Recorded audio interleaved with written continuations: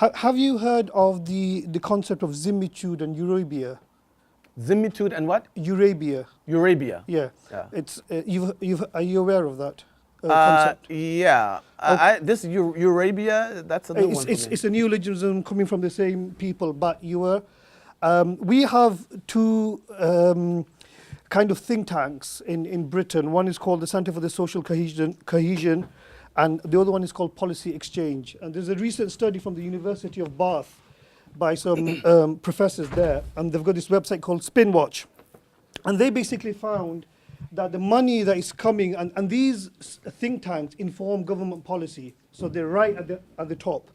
And they found that the money that's coming to these think tanks are from like the Bernard Lewis Foundation and the American Heritage Foundation, and from these people who are behind the neologism, similitude and the concept of Eurabia. And so we are dealing with people who are pumping a lot of money and who have highly Zionist agenda. And then all these discussion about integration and multiculturalism. My question to you is, in a context like that, you say that we can't make any changes unless we belong here. How would you define belonging first? That's number one. Number two is then we talk about the juz'iyat and the kulliyat, right? And as far as the kulliyats are concerned, for me, these are abstract concepts. They're empty concepts which needs to be concretized. That's right. Whose kulliyat would it be if we belong here? To sound like McIntyre, whose justice, whose morality, and whose kulliyats will it be? And what, yeah.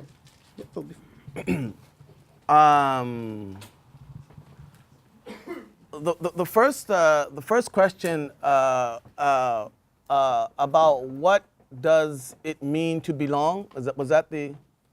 How do you define that? I mean, we're up against something really big here.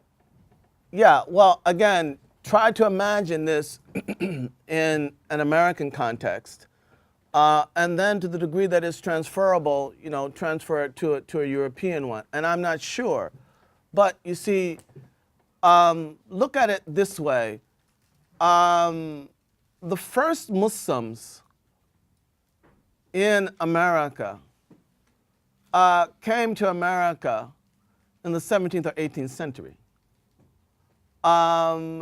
They were not recognized as citizens because they happened to be black slaves.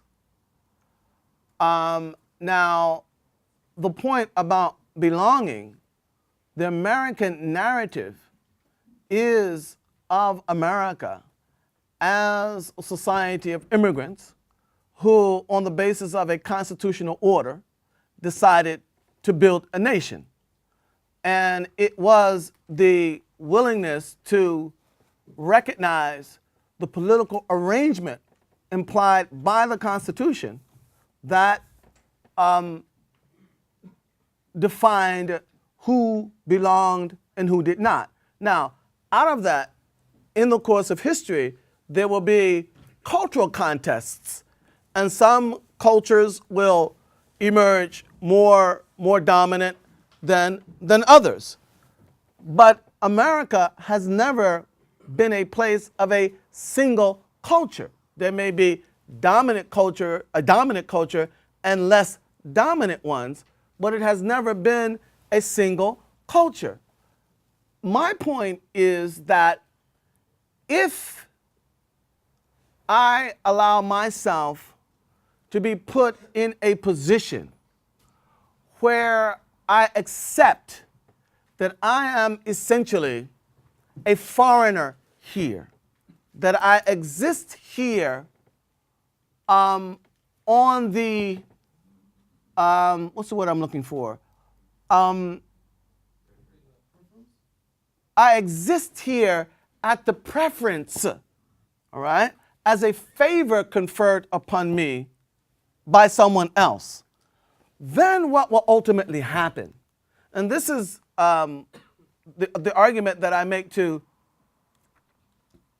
some of my American brothers and sisters who also have some problem with this.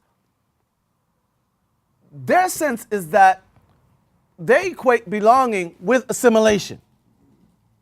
And my point is that no, belongingness is the only thing that will shield you from assimilation.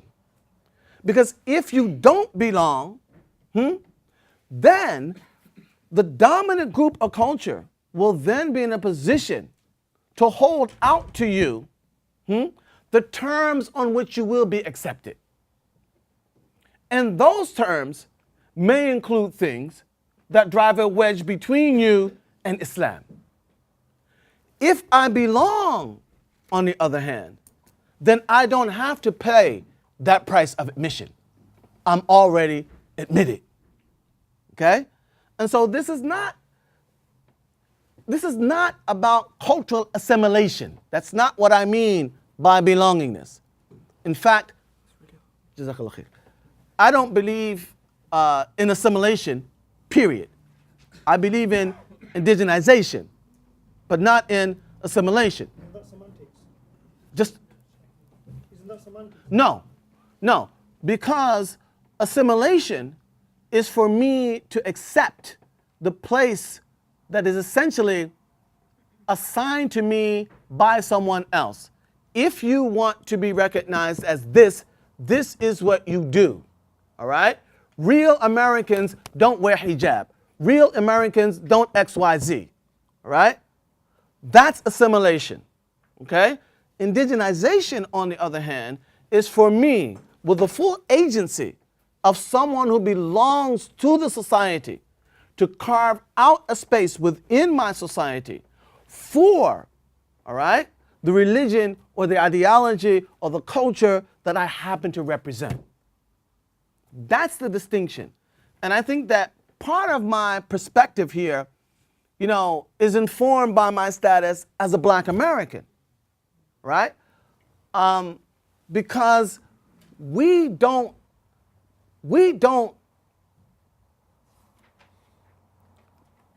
can't face any calls of go home. That's an oxymoron for us. Not only that, as Black Americans, we are in some sense possessed of a recognized right to dissent.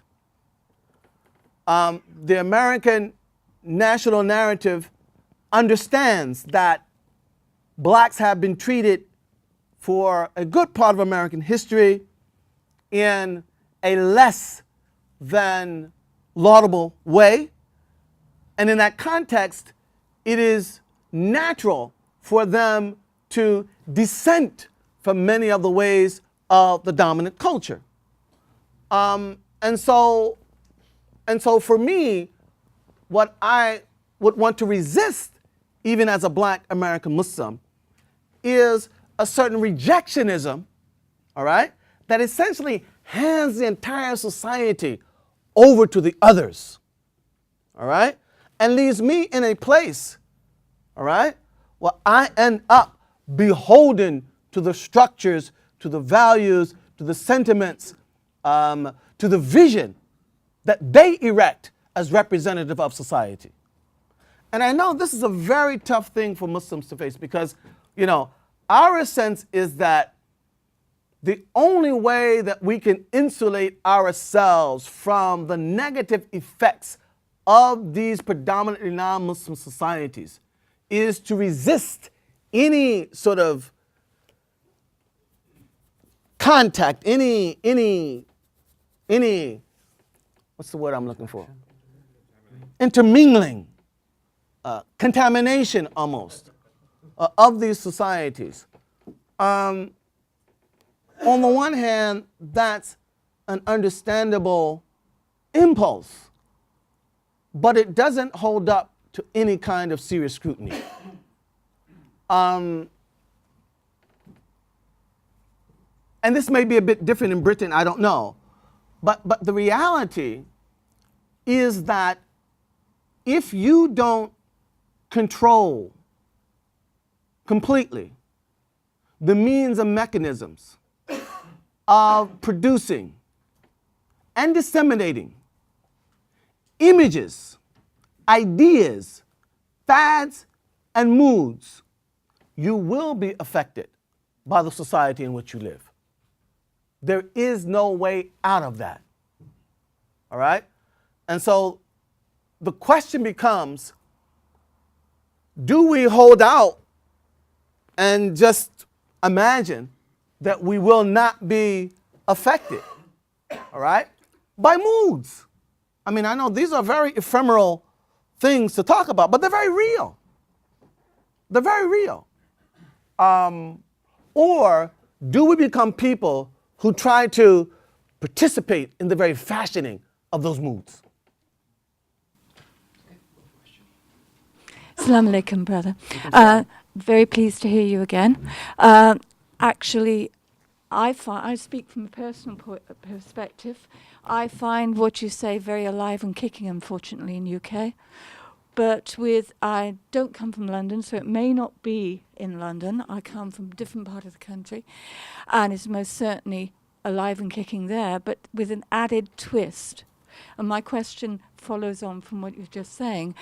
I find not only the communities, the Muslim communities in my part of the world, are doing exactly that, going back into their shells, but they're not speaking to each other. They are suspicious of each other. They won't talk. They won't do any kind of mingling. They won't even sit in the same room quite often. Because they're afraid, or what? Because they do not want to be contaminated by the other Muslim community either. By the Muslim community? Yeah, exactly. So what I am asking you is, from that basis, where the Muslim community is not even speaking to each other, hardly, we have an added twist. I'd be really any suggestions about getting over that before you actually try to work further. I'd love to hear. Wow. Well, I mean, I can just say that, that's a very, very, very, very sad thing to hear, because the reality is, and this is one of the things I'm going to talk about in terms of, the challenges facing us. The reality is that we need each other. When you're talking about changing sensibilities in society, you're talking about changing or informing cultural matrices within which people live and develop their sense of self, i.e. how they view themselves and how others view them, that takes numbers. And we need each other in that regard. And I think that here again, is where, again, some of those kulliyat, all right, need to be invoked against some of these juz'iyat. So he doesn't have a beard, right? Juz'i, all right? Unity of the Muslims, kulli. It's not kufr, all right? I mean, this is very real. I think that in some ways, we Muslims do have to come back to examining the real value, weight, and meaning of La ilaha illallah Muhammad Rasulullah. What does that mean? I don't mean, in other words, I'm not talking about the theological implications of it. That's not what I mean. But I mean that if this brother says La ilaha illallah Muhammad Rasulullah, and I see nothing in him that contradicts that, does that not outweigh virtually everything else? I mean, what's the weight of that? All right? Or is it just dime a dozen? Who cares? I mean, this is a very serious issue. And one of my fears is, I can tell you this, that, post 9/11, I think that the Muslims in America are perhaps more united, at least moving in that direction, than they were in the past. And my hope is that, we will learn ourselves to unite. And unity does not imply uniformity. That's the problem. Many of us equate unity with uniformity. But will it take another 9/11? And then another 9/11? and then another 9/11 to bring us to a recognition of just how much we need each other. And I think personally, and I'll say this, you know, even the whole enterprise of belonging, I think that part of what's discomforting about that for some people is that, we are supposed to be, as Muslims, in a war against the West. How can we belong to the West? How can we belong in the West? Well, for me, one of the goals and challenges of Islam in the West, and I'm speaking here again from an American perspective, is to carve out a different way of being Western, one that includes Islam as a norm. If that makes sense to you. But this is sad to hear that that we are this divided, and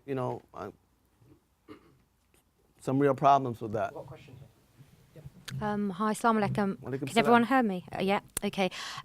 It was just a question following on from one of the comments that you made in the first session, specifically with regards to the American environment and terrain essentially needing to be understood as a political construct. So my question to you is, in what ways has that led the Muslim community in America to understand the mechanics of that political construct and the corresponding institutions and the channels of engagement?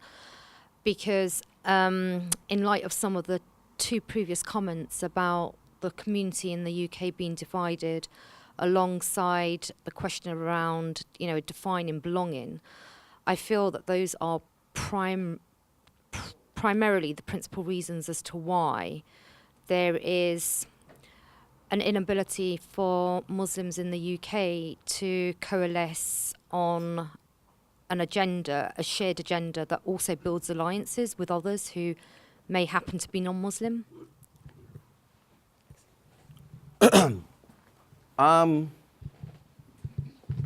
Well, I have something about alliances and coalition building a little later on in my presentation, but let me just say this. I think that the whole business of America as a political construct, I think, the extent to which Muslims are, well, let me just put it this way. I mean, not all Muslims will agree on that.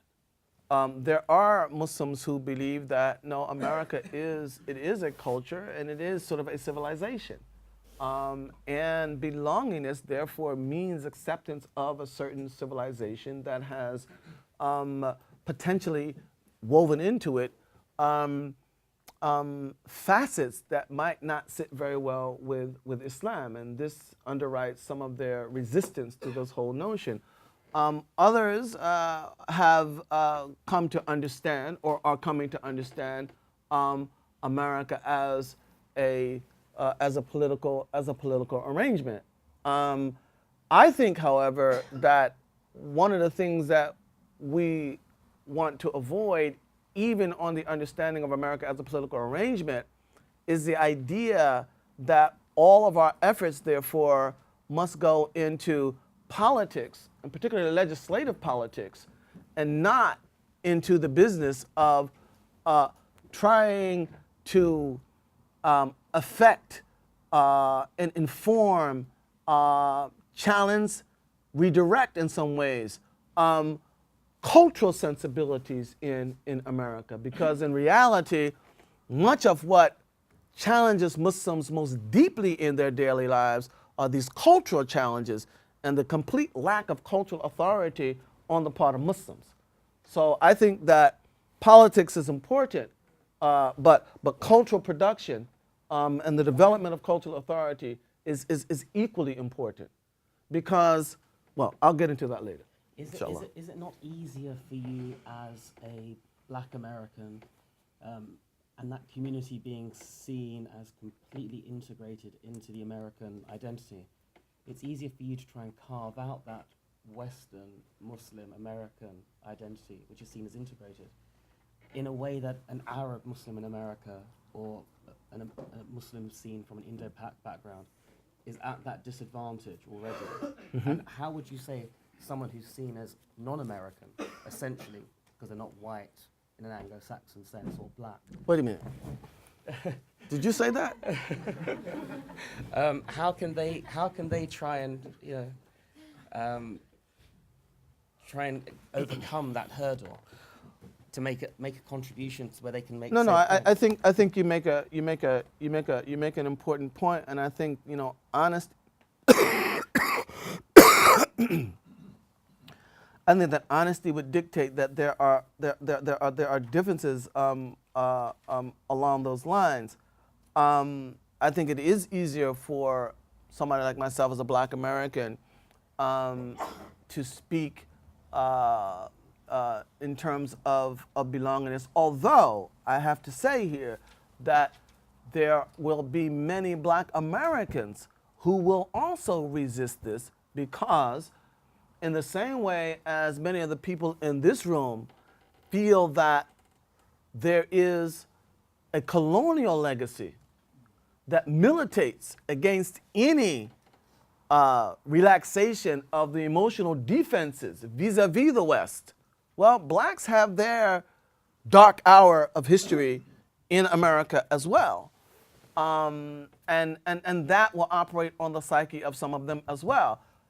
What I'm articulating here is, I'm going to say two things about this, is how do we go about trying to redirect the American narrative in ways that open up space for a dignified existence and the perpetuation of Islam in America?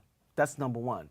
And two, while it may be more difficult for the Arab immigrant to even hear this kind of talk, I think that, and some of them have told me in so many words this, when he looks at his children who are born there in America, who are experiencing what they experience in America, and to understand that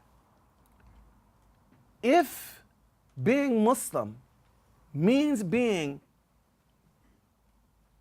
alienated from America, his children may not survive that challenge. The necessity of finding a psychological space where one can be an integrated human being at home.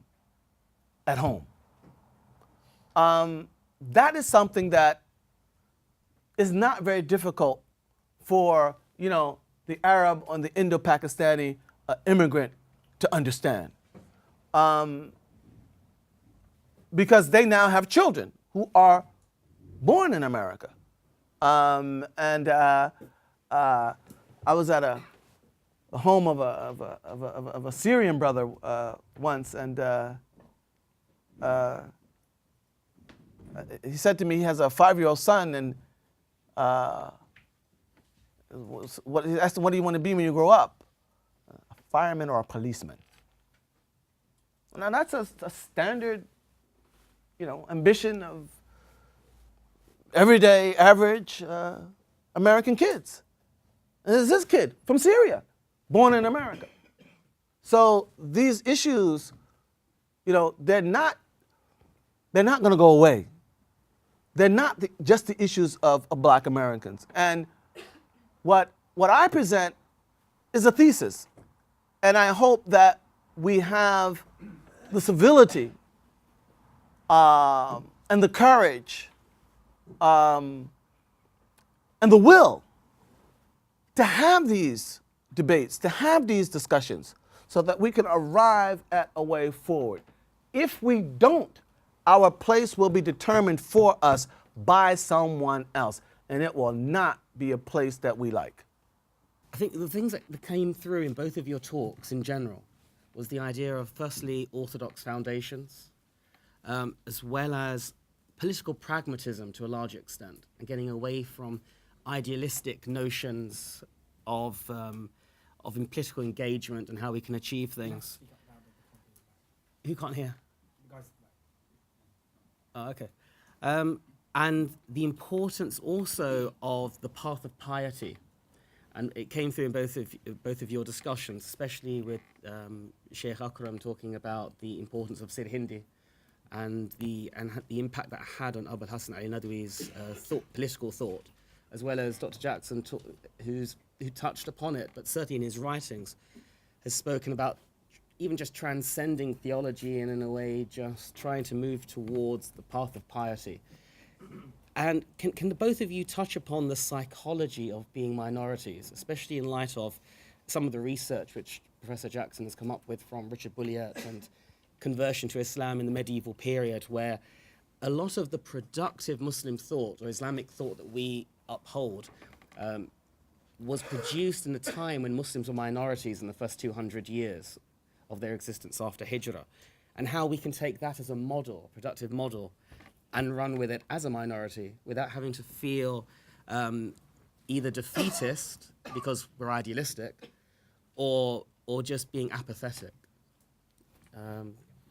Professor Jackson, you have to use this mic apparently. Bismillah ar-Rahman ar-Rahim. Alhamdulillah wa salatu wa salam ala Rasulillah. You raise a very broad and multifaceted question, but let me try to approach it from this perspective. I think that the fact that the early Muslim community produced what it produced, even in its capacity as numerical minorities. And I think that we should be clear about something in that regard as well, because their minority status related almost exclusively to numbers and did not entail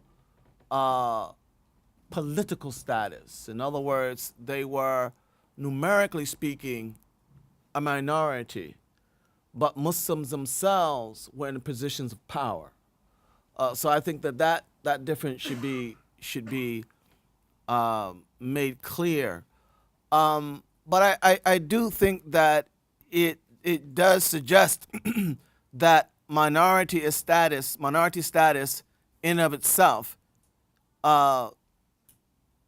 should not be either an excuse or a psychological block to the idea that we can be productive. And in fact, I think that, and this is something that I really drew from Sheikh Akram's presentation, and that is that while they were minorities, they worked hard. And I'm going to say this, and I hope that we're a mature enough audience to understand exactly what I mean. But, you know, I look at even early groups like the Mu'tazilites, which I've never had any ideological affinity to. I don't want anybody getting the wrong impression. No, I'm just being honest. But I you know, you look at, you know, places like Basra, you know, Greater Baghdad, and you look at the pre-existing civilizations there and all of the competing cosmologies and worldviews that were there. All of them prior to Islam, well entrenched, already highly established traditions that reflected these worldviews. And these guys got in there and went to work. And they didn't always come out, you know, with the conclusions that one would support, but the very effort that went into the enterprise is something that we have to reflect on. And I think that it is a potential threat to us that, you know, modern society does afford us certain comforts and assurances that can leave us in a position where we don't actually feel that it's absolutely necessary to dig down deepest inside ourselves and to come up with that which is best. And that sometimes I think can postpone the point at which we actually realize our very best. I think that, laziness, just plain and simple, and especially intellectual laziness, is something that we have to be very, very, very, very careful about. And we have to be consciously vigilant so that we don't inadvertently fall into that habit. And this is beside the point that,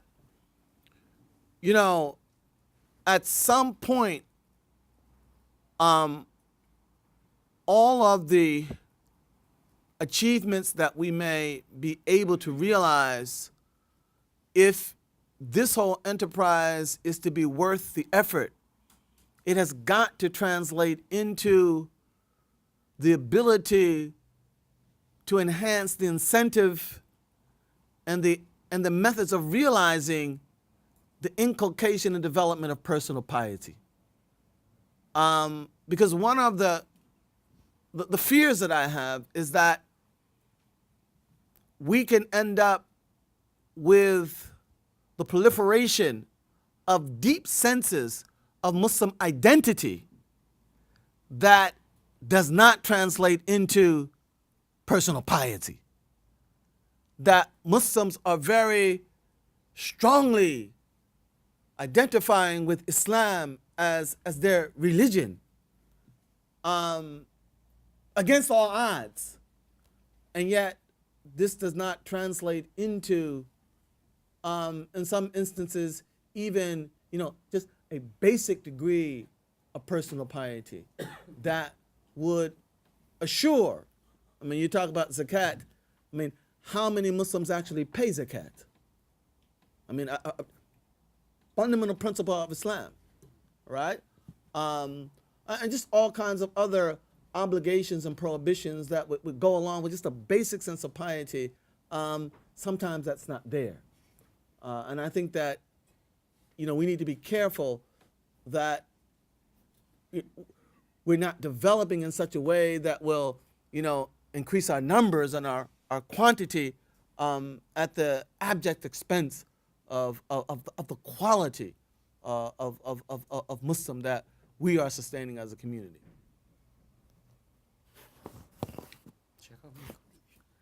Bismillah ar-Rahman ar-Rahim. I just actually give one example from India, especially India, that actually now India, Muslims always have been there in minority. What is now Pakistan and Bangladesh, from very beginning, Muslims there have been a majority. So, after independence, it became Pakistan and then later on divided to Pakistan and Bangladesh. So that part, Pakistan and Bangladesh, they have been from very beginning Muslim majority area. And what now India, the Muslims, they always have been minority.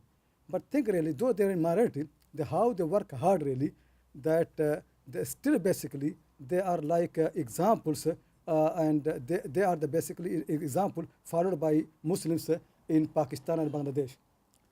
See, Deoband. Deoband was built in North India. Muslims are there in minority. Muslims are not in majority. And Pakistan, it is now more than 60 years since Pakistan has been built, and you have a Muslim majority country. But until now, really, in Pakistan, you don't have any institution like Deoband. You don't have any madrasa like Deoband. Actually, if people in Pakistan, they get a visa for India, all the students, they will come to Deoband. Actually, I've been talking to many of them. They're so much actually keen to get admission in Deoband. Similarly, Pakistan and Bangladesh both in the 60 years of independence, and still you can see they have nothing like Nadatul Ulama. There are many madrasas in India that are far superior, to those madrasas which are in Pakistan and Bangladesh. I'm not saying because I'm from India. The thing to compare actually, once I saw an Arabic magazine from one of the leading madrasas in Pakistan, and when I read it, it was full of the mistakes. So I said to one of the Pakistani scholars, what is the purpose of this whole thing? It is full of the mistakes. So he said, even that they're so proud over all other madrasas that you see, we have magazines in Arabic. So the thing is, the standard is so low. So you can see being a minority actually is not a problem. It's actually a challenge. If people want to work hard, they can actually prove that they're better than those Muslims who are in majority. Take another condition really. Very often when people are in difficult condition, they think really that we are in difficult condition, we cannot do anything anyway.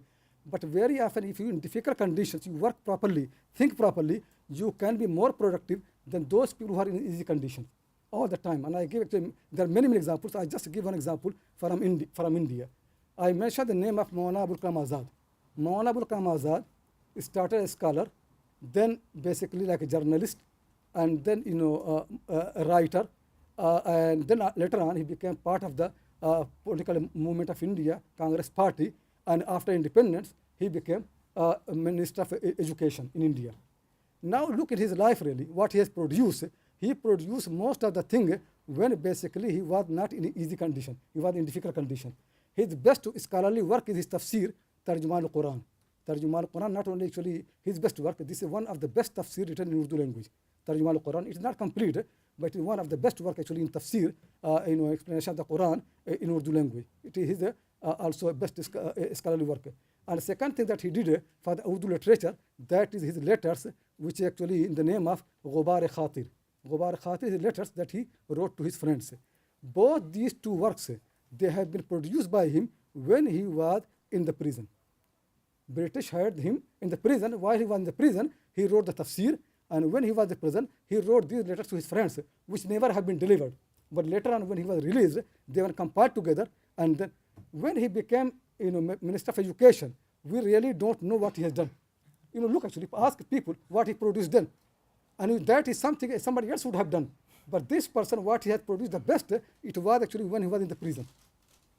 So you can find this example actually repeated again in history, that people, when they are in difficult conditions and they take it as a challenge and opportunity, they work harder and they produce and they prove actually to be better than many people who are not in that condition. And actually just see a few examples in the history of Islam, and you can see really how it is so similar, though the conditions are different. I'll tell you some story from the time when Muslims are in their height. One of the stories is Rabi' ibn Khusaym rahimahullah ta'ala, one of the students of Abdullah Masud, the great companion.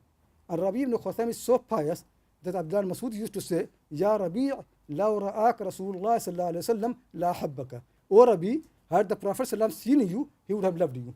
One of the story of Rabi' is that one day his wife, basically she knew that Rabi' likes a particular type of sweet, but it was very expensive. She did not have enough money. So she had been collecting money for a long time until she got that money, and she could prepare that sweet. And she offered to her husband, Rabi. When Rabi was about to eat it, then a beggar knocked the door, that I'm hungry. Then Rabi offered the whole sweet to the beggar. Did not eat anything. And beggar, because he was so hungry, he started eating like anything. So his wife, because she has been working so hard, so she said, if the beggar knows what he's eating, if the beggar knows what he's eating. Rabi said, if the beggar does not know, the Lord of the beggar knows. That is time when the Muslims are actually on the height of their power. Similar story you see in India, when Muslims are a minority. One of the teacher of one small town in India, Bilgram, his name is Muhammad ibn Mubarak Bilgrami. His story basically in the town of Bilgram is that he used to teach all the nobles of Bilgram and other people, his teacher. And one day while doing Urdu, he fell down. One of his students, who was the prince, who was the son of the Nawab, son of the ruler, he came to the teacher and helped him. And the teacher said, 3 days since I did not have any food. 3 days since I did not have any food. Son of Nawab, son of the Amir and his prince, he felt very sorry that my teacher for 3 days had no food, and I am, his student. He went to his house and brought, full of, a big dish of nice food, because he's from Amir noble family anyway. He brought the food. When he brought the food, the teacher said to the student and praised him that how nice you are, that you helped me and then you brought the food. But the truth basically is that we people, we don't like anything to eat when the desire is there. When you left me, it came to my heart that you're going to bring food for me. So I cannot eat something like that when the desire comes. Imagine somebody hungry for 3 days and had no food, and what happening is still he said, he is still insisting on his way of life. That is, my way of life is we don't eat anything where the desire is there. But the student was also the student of the teacher. He realized and he understood properly that my teacher not going to eat. He just took the dish, all the food, and went away. And after a while, then he comes back again with the same food to the teacher. And he said to the teacher, when I left you, did you know that I'm going to come back? The teacher said, no. He said, now the food has come to you without the desire, eat it. Just think really. It doesn't matter whether you're in majority, whether you are actually under Muslim state or under non-Muslim state. These things really, these inner thing, they can be built anywhere. And that's why you can see the Quran. When the Quran mentions the stories of the Prophet, Quran does not mention the space and time very often. Why? Because these stories, they are beyond time, beyond space. Zakaria alayhi salam under Roman Empire, Roman rule. Yahya alayhi salam under Roman rule. Isa alayhi salam under Roman. And many of them, Ibrahim alayhi salam never have been majority. Always moving from one state to other state, they are ruled by other people. But you don't feel that, because what they have got actually is these qualities. These qualities, they are not bound with any space and time. They are spaceless and they are timeless. And that's what Quran wants people. That don't be slave of the space. Don't be slave of the time. Be slave of your Lord. In any condition, you are in the prison, still you can be the best person. And if in any condition, you can see really that all these prophet messenger, difficult conditions, but they are so pure, their heart is so pure. That what Quran to don't make excuses that we are living under in minority, we are in UK. You don't understand how much you have got. The way of the believer is to look what you can do.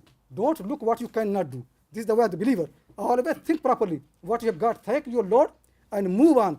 Don't complain that you are in minority, you are in difficult condition. No condition can defeat you if you trust in your Lord. And the stories of all these prophets, all the messengers, the companions, and the pious history of Islam actually is big witness for that. Okay, assalamu alaikum. Who do you want to direct it to? Well, it's to Dr. Jackson, but Dr. Akram can comment as well, inshallah ta'ala. You mentioned the issue about belonging, and I just wanted you to link that to the concept that a lot of the Muslims have, because there's a barrier there, which is the concept of ummah. You know, you talked about belonging in the West and so on, about how we can actually marry that up with the concept of ummah, if that's okay, inshallah ta'ala. Can I just request the speakers to keep the responses? Sure. So we're trying to squeeze as many questions as possible. Okay. Okay, yeah, the first question, yeah. So I should respond now, or? Please, yeah. Okay. Bismillah ar-Rahman ar-Rahim. Again, as I said, America, as I understand it, is a political arrangement. That does not, in any way, shape, or form, preclude my identifying with Muslims on the basis of the values that we share as Muslims. And so I don't see where that has to entail any kind of contradiction between being American on the one hand and being Muslim in a global context on another. So it's not about one or the other. I think that any Muslim in any particular community is going to identify with that community, and within the confines or the context of that community is going to have realities, priorities, problems, opportunity that set him or her off from other Muslim communities around the world. And I think that what we as an ummah need to do, we need to be able, to communicate on such a level that breeds mutual understanding. But look, let me just say this. I think that one of the biases that we in some ways do suffer from in the West is that the term ummah tends in the minds and in the speech of many to connote non-Western. So when we say, what about the ummah? Well, we're talking about, not America, maybe even not Europe, but further east. I'm a part of the ummah as well. So, that does not preclude that identification. And if it does, then I need to adjust my understanding of belonging. But certainly, as I mean it, I don't see any contradiction there. So I think. Oh no, sorry.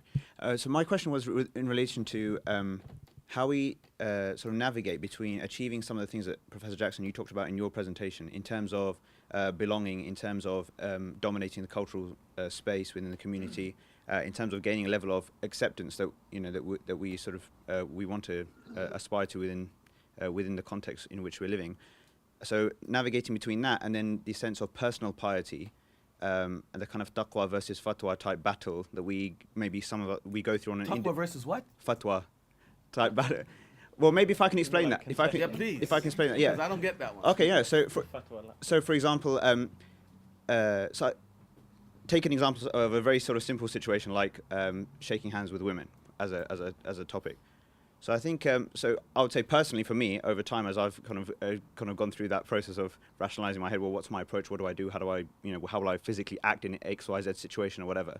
Then I feel that always the kind of sense of taqwa or the sense of thing is or scholars or whoever it is pointing towards, no, I should not do that and I should respectfully say X, Y, Z and and that's that, and I should just stick with that. Whatever they think, don't think, I've done my best, been respectful and adopt that because that is the way of taqwa. Even though, like you said, on so many issues like this or music or I don't know, public displays of affection between husband and wife or whatever it might be, there's going to be, like you said, there's always going to be mukhtalafi and that's going to go on forever and ever and ever. But within that, there's always this sense of this direction points towards something which I can easily account for on the Day of Judgment, so i.e. taqwa, and this accounts for something which is acceptable within mukhtalafi, but maybe it helps more to achieve of the kinds of things that you were talking about. So my issue is that, say in a situation like that, like for example the shaking hands one, sometimes I haven't done it, sometimes I have, depending on where my head is at that particular point in time, but I suppose, I don't know, I suppose for things like that and many other things, I've never been able to almost arrest myself from a feeling of almost guilt, oh, I shouldn't have done such and such. It's very difficult to think that, oh, this was acceptable to Allah because it fitted into a wider context of where we're trying to move as a community. So I don't know if you can help just, with wrestling that. Your one's already similar. Okay. No. Yeah. It follows on. Yeah. You can say it now. Okay. Just quickly. Well, very, very simply. I mean, as you stated, as the Prophet, alayhi salam, is reported to have said, "Da' ma yuribuk ila ma la yuribuk." So if you have doubts about something, then don't do it, and replace that with that about which you don't have doubts. So it's a very simple proposition. And I think that, as one grows in one's knowledge, understanding, and one's understanding of oneself, hopefully, inshallah, that dichotomy will diminish and decrease. But I think that as a basic rule, that should be the principle that you at least try to follow. But if we follow that as a community, do you think we can still dominate the cultural space in a significant manner? Well, I mean, I never mentioned anything about dominating the cultural space, but what I was mentioning is, well, I mean, but you're assuming that the same things that you're going to have doubts about, everybody else is going to have doubts about. That's just not the case. So I don't think we can universalize from your situation to that of the Muslims in general. Just quickly. Very You mentioned about how you were advised, or somebody gave you, the Sheikh said about, be careful of your juziyat overrunning or taking over from the kulliyat. Mm-hmm. Then you mentioned that the kulliyat in the preservation of life, religion, progeny, property, which has kind of remind me of Maqasid Sharia. But if I heard you correctly, you said that we need to define these for the West. Did I misunderstand you? We need to define these kulliyat for the West, or for our context. Mm-hmm. But I would have thought the protection of life, religion, property, sanity, that they're kind of universal almost. That's the Maqasid Sharia. So I got a bit confused. If you can just explain that. Well, what I was saying is that the method by which these kulliyat or these maqasid are derived have been basically limited to criminal sanctions. And if you go beyond the reading of criminal sanctions, you could come up with other kulliyat. Now, those then would require their concrete application within your specific context.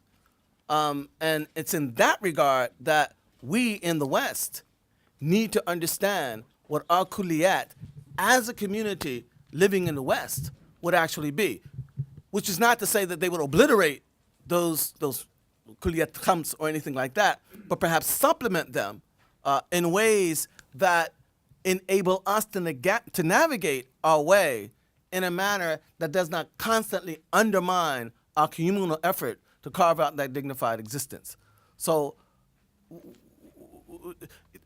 I haven't seen anybody actually say this, but I would assume that this would be implied in in the notion of fiqh aqalliyat. I would assume that, but I haven't seen anybody say that explicit. And fiqh of minorities. Okay. Yes. Yeah. Assalamu alaikum. My question is slightly multifaceted, so forgive me if it's a bit long-winded. But the first is, how do you strive or reconcile between the ideal and the things that you face in society? So it's kind of almost building on that. So is there, maybe a bit more black and white, is there a ideal situation in these scenarios and one which is like a rukhsa, which is dispensation? Or is it kind of both are equally on the same level? Because I think the question he's getting at is kind of one is favored, but this one is kind of a dispensation. And building on from that, in some ways, are we not constantly fighting an uphill battle when you've got Islam versus kind of this materialistic society, in the sense of everything here that you're kind of, they're alluding to the vices and all these other things, is kind of a base desire. And how do you combat that when you want to try and win a cultural superiority? And finally, how do Why you... is there superiority, domination? Where's this coming from? Or I even... didn't mention any of that. But... Huh? No, but authority is not domination. Okay, guys, let's get this response. Yeah? And well, I guess from that is maybe there's an assumption there that in order to gain an authority, you need to show in somewhat that this is more elusive or kind of attractive. Or And maybe we are overly conditioned by this whole business of political contest between Islam, quote unquote, and the West. And I think that that's one of the things we may need to back off of if we're to understand some of these kinds of things. And just as a quick final thing, when you speak about acting as Muslims, is it that you want Muslims to engage in wider society as an individual who's representing Islam? Or do you want blocks of Muslims to go out and be kind of a body of Muslims? And so I guess in a more simple way, do we work as a Muslim or do we work on behalf of Islam? And I'm not sure if the distinction's clear there. It's not to me. So, for example, many people would go to set up a Zakat foundation to do a particular charitable work, and others may go to Oxfam and work as a Muslim within that charity. Are both the same, or which are you kind of requiring or requesting for us to do, advocating for? Do you mean operating like I'm just a Muslim and I'm working in an organization, but I'm not really bringing Islamic principles to the fore? Or you're comparing that with, say, a group of people trying to find out what does the Quran and the Sunnah say I should do if I'm going to be involved? I mean, the question is almost, it's as an individual going forward, and as an organization, or in order to develop as a society, do we need more individuals to become part of these institutions that are already there, or do we need Muslim institutions that are then going to be forming their part within that country? I don't think it's a zero-sum proposition. I don't think it's an either-or at all. And I think that in some circumstances, one can be effective, and in other circumstances, the other can be effective. But let me just say something here that may indirectly answer some of the questions that are on some people's minds. I think that, you know, one of the things we also want to be very careful about is, you know, trying to somehow arrive at the guaranteed fail-proof, foolproof solution to all of the issues that confront us or will confront us from now until the day of judgment. I mean, essentially, that's another secular approach. That's an attempt to, you know, arrive at, you know, a way of living life as a Muslim where I have all the answers and I no longer need to appeal to Allah for His guidance and His tawfiq and His mercy and His rahmah and all these kinds of things. I think that's a fundamental mistake that we make or tend to make as Muslims. I mean, the reality is, and I hope you'll pardon my very American analogy here, but you know, it's like when Michael Jordan. Okay, all right. When Michael Jordan gets the ball, I mean, he literally has no idea what he's going to do with it. I mean, in any terms, in any detailed terms. I mean, if you were to freeze the camera and just, you know, walk up to him and say, "All right, Mike, how are you gonna do this?" I doubt very seriously that he could draw you a sketch and tell you exactly how he's going to do it. I mean, the reality is that he gets in motion, and then his instincts and his training take over.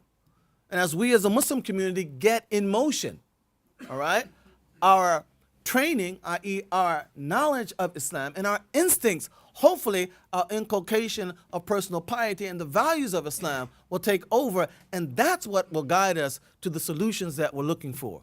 We're not going to be able to sit back in some ivory tower or some scholar's library or in this room and craft out all the solutions that are going to solve all the problems that the future may hold for us. And I think we should really, to me, it's people it's like, how do you raise teenage kids? How do you stay married? I mean, there really are no Ipsy Dixit answers to these kinds of questions, all right? And we don't want an Islam that pretends to relieve us of the need for constant guidance, mercy, and tawfiq from Allah. Okay, just a minute.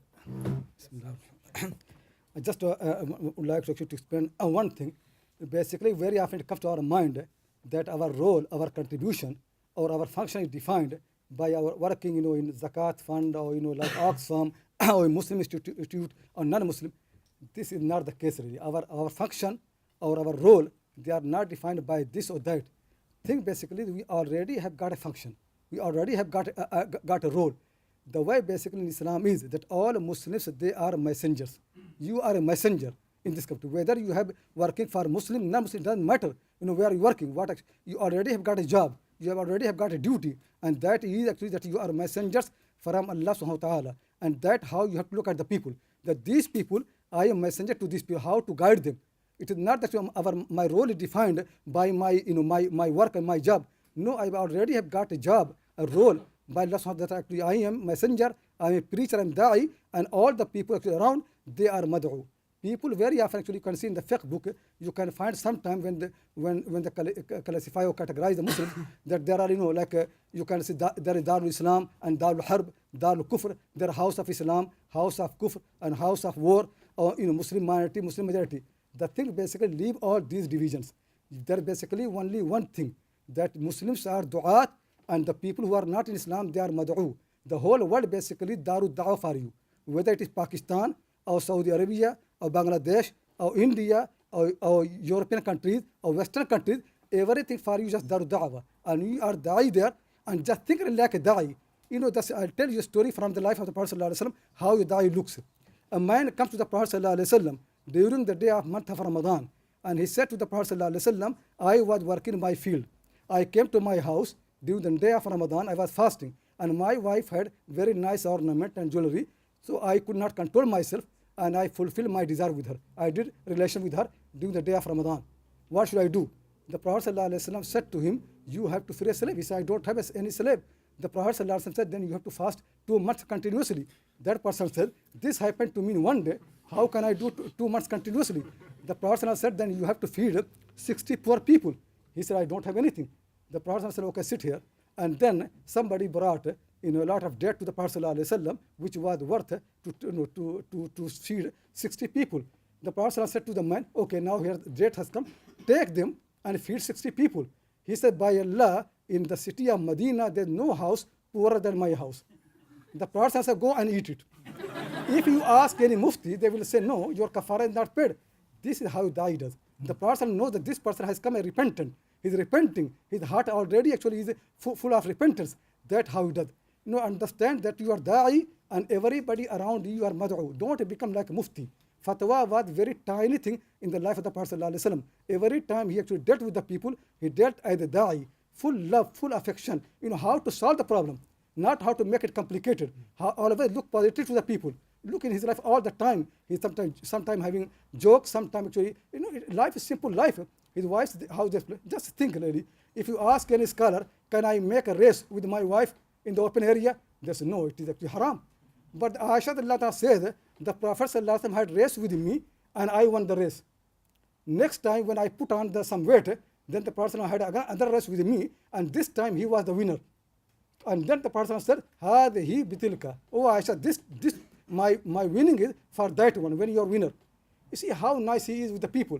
Be always like a da'i. You have a job. Doesn't matter where you are working. That does not define you.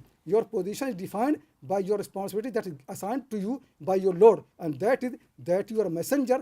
And that why Shawillah Dehlavi rahmahullah ta'ala in his really wonderful book Hujjatul al-Baligha, he said very nicely that the prophethood of Muhammad sallallahu alaihi wasallam was a combined prophethood, meaning it that he was a messenger to Arabs, and all those who follow him, they are messengers to the rest of the humanity. Okay, yeah. Quick question. And then we'll move to this side.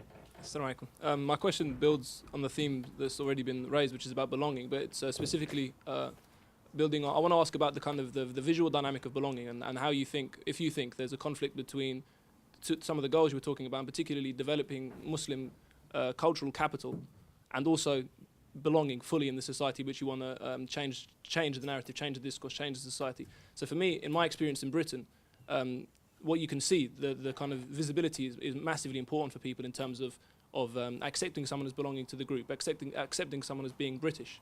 So what you can see, physical things, the way somebody dresses, whether they've got a big beard, whether they wear dishdash, whether they wear traditional clothes. So I'm wondering whether you think, or whether there's a possible conflict between wanting to belong to Britain and therefore accepting the fact that visibility is important to British people, and therefore abstaining from dressing in a way which is different from British people, or looking physically different than British people, but also seeking to develop that Islamic cultural capital that you were talking about, Islamic, this kind of. So to me, they're not necessarily incompatible, but they seem to be in conflict. Developing an Islamic culture and also being involved in and changing from within the mainstream culture. And I just wonder what your thoughts are on that. Well, first of all, let me say that at the risk of potentially confusing some and upsetting others, I'm not very fond of the word Islamic. And the reason for that is that it carries certain connotations that don't necessarily have to do with Islam. In other words, when people hear Islamic, they usually think Eastern. And the idea is that Islam is owned by a particular time and place, and in order for it to remain authentic, it has to continue to reflect a particular time and place. That's not something to which I subscribe.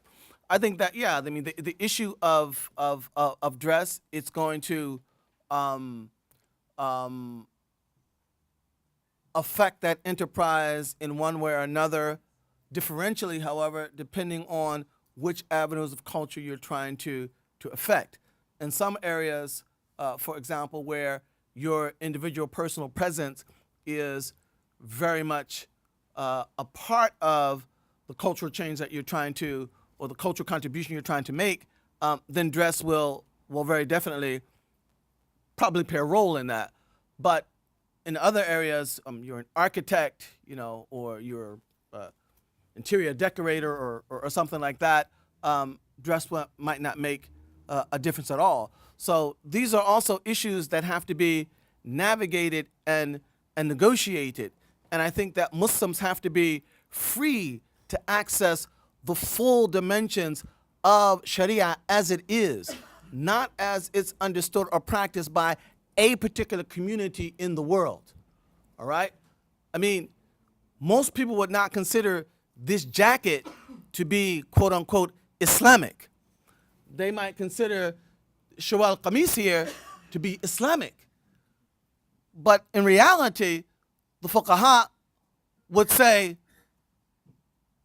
Jaiz, halal. Jaiz, halal. Which is more Islamic than the other? And I think that this is one of the traps we potentially get into with this whole term Islamic. I also think that we are, or at least should be getting beyond that stage where it's always we who are going to be affected by, quote unquote, them, and never them who may be affected by us. Because that is what, in a sense, I have to differentiate myself in order to prevent being pulled in to sort of their system of values, rather than, well, wait a minute, put it this way. As an American, I don't want to say threatening. That's not the point that I'm trying to make. But in terms of the possibilities, because part of what I want to do in America is not only make it, quote unquote, easier for me to be a Muslim, but easier for non-Muslims to be Muslims.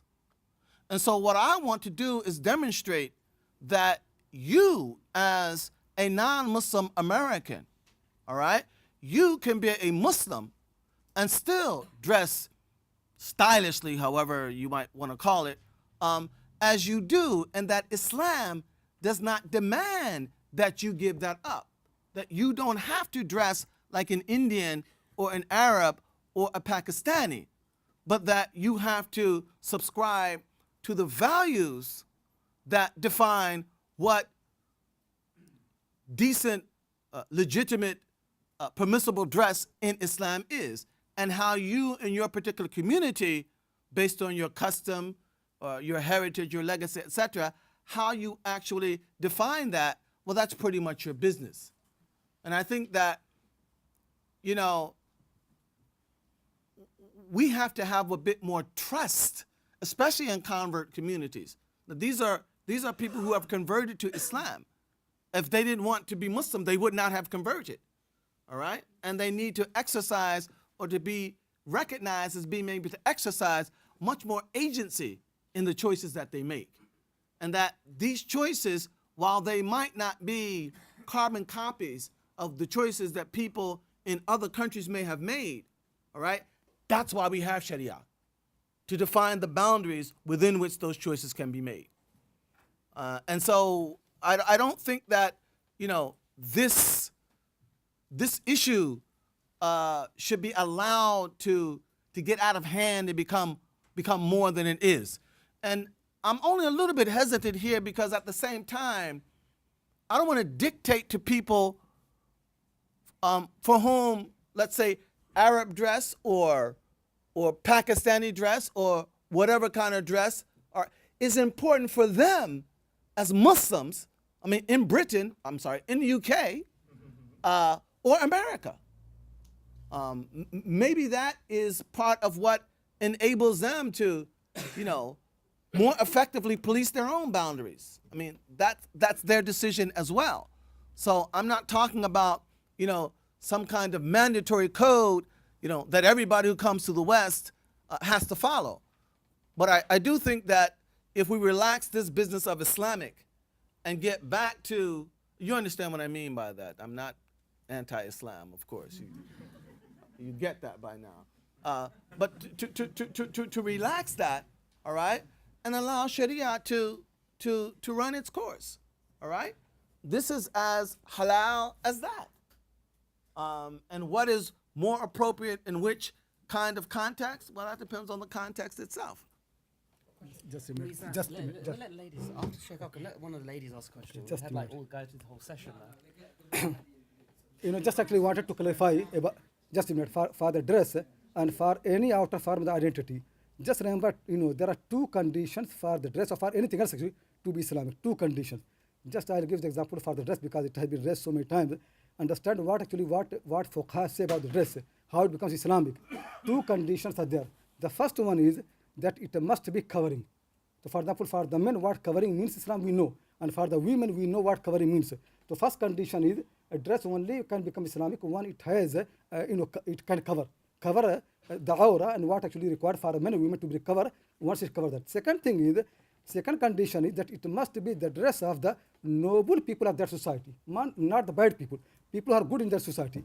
So in any society where you are, first thing actually see what the clothes they have got, what the dress they have got, if it covers your body properly, and it also something which actually used by the good people and noble people of the society, it can be Islamic. So I can say actually in that condition actually, the dress of the Prophet Jackson is as Islamic as my kurta and pajama.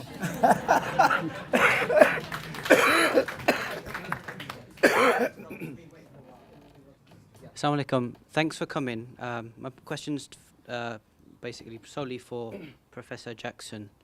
I'm sorry that we've flown you over so far to talk about clothes, but I've lost a lot of good friends to NGOs, and I think one of the priorities for Islamic epistemic movement is the problem of neoliberalism.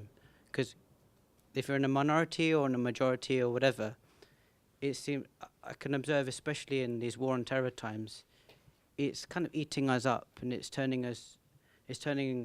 whatever Islamic movement could have been into something technocratic, where we commodify, we commodify everything there is to do with Islam. This year, or last year, alhamdulillah, it's got to do with the production of the neoliberal middle-class moderate Muslim. One of our esteemed organizations branded their Ramadan campaign on the Olympics, consumerizing Ramadan. We've had people, buying Google AdWords, like the word akika now is a commodity to be traded on the market. I want to know, what advice do you have to do with battling this evil demon, basically?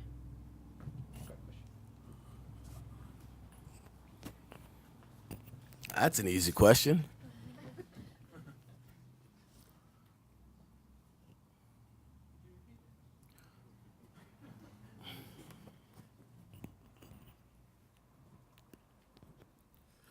Well, what you're seeing about the evil is what? The commodification of...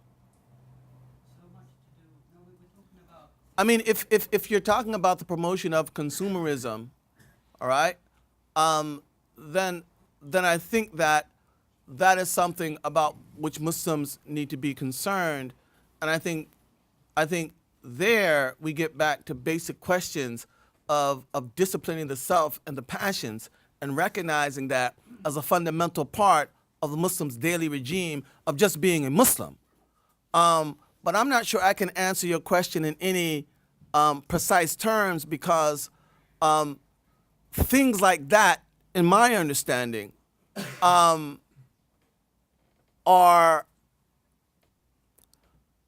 they become issues based on the scope, range, and quantity of their occurrence. I mean, one guy goes on and we said quantifies akika or something like that, or two guys do Google that. I mean, What I'm talking about is the production of the neoliberal Muslim self. I can be a banker so long as I pay some zakat. I can apply my corporate ideology to whatever I call Islamic work. That kind of thing. The example you gave was the Olympics. So groups of Muslims going around celebrating the post-Olympic celebrations. Yeah, the Olympics, which have been quite tyrannical, but good fun. We're battling neoliberalism, but also structures of white power, and in trying to nativize ourselves, we try to become whiter than white. That's why I came here. I read Mizan's rant on the well, see, now now you went from neoliberalism to whiter than white. I mean, no. I mean, I just didn't really get what you meant by the neoliberalism thing, and how you were quantifying it. Yeah, I mean,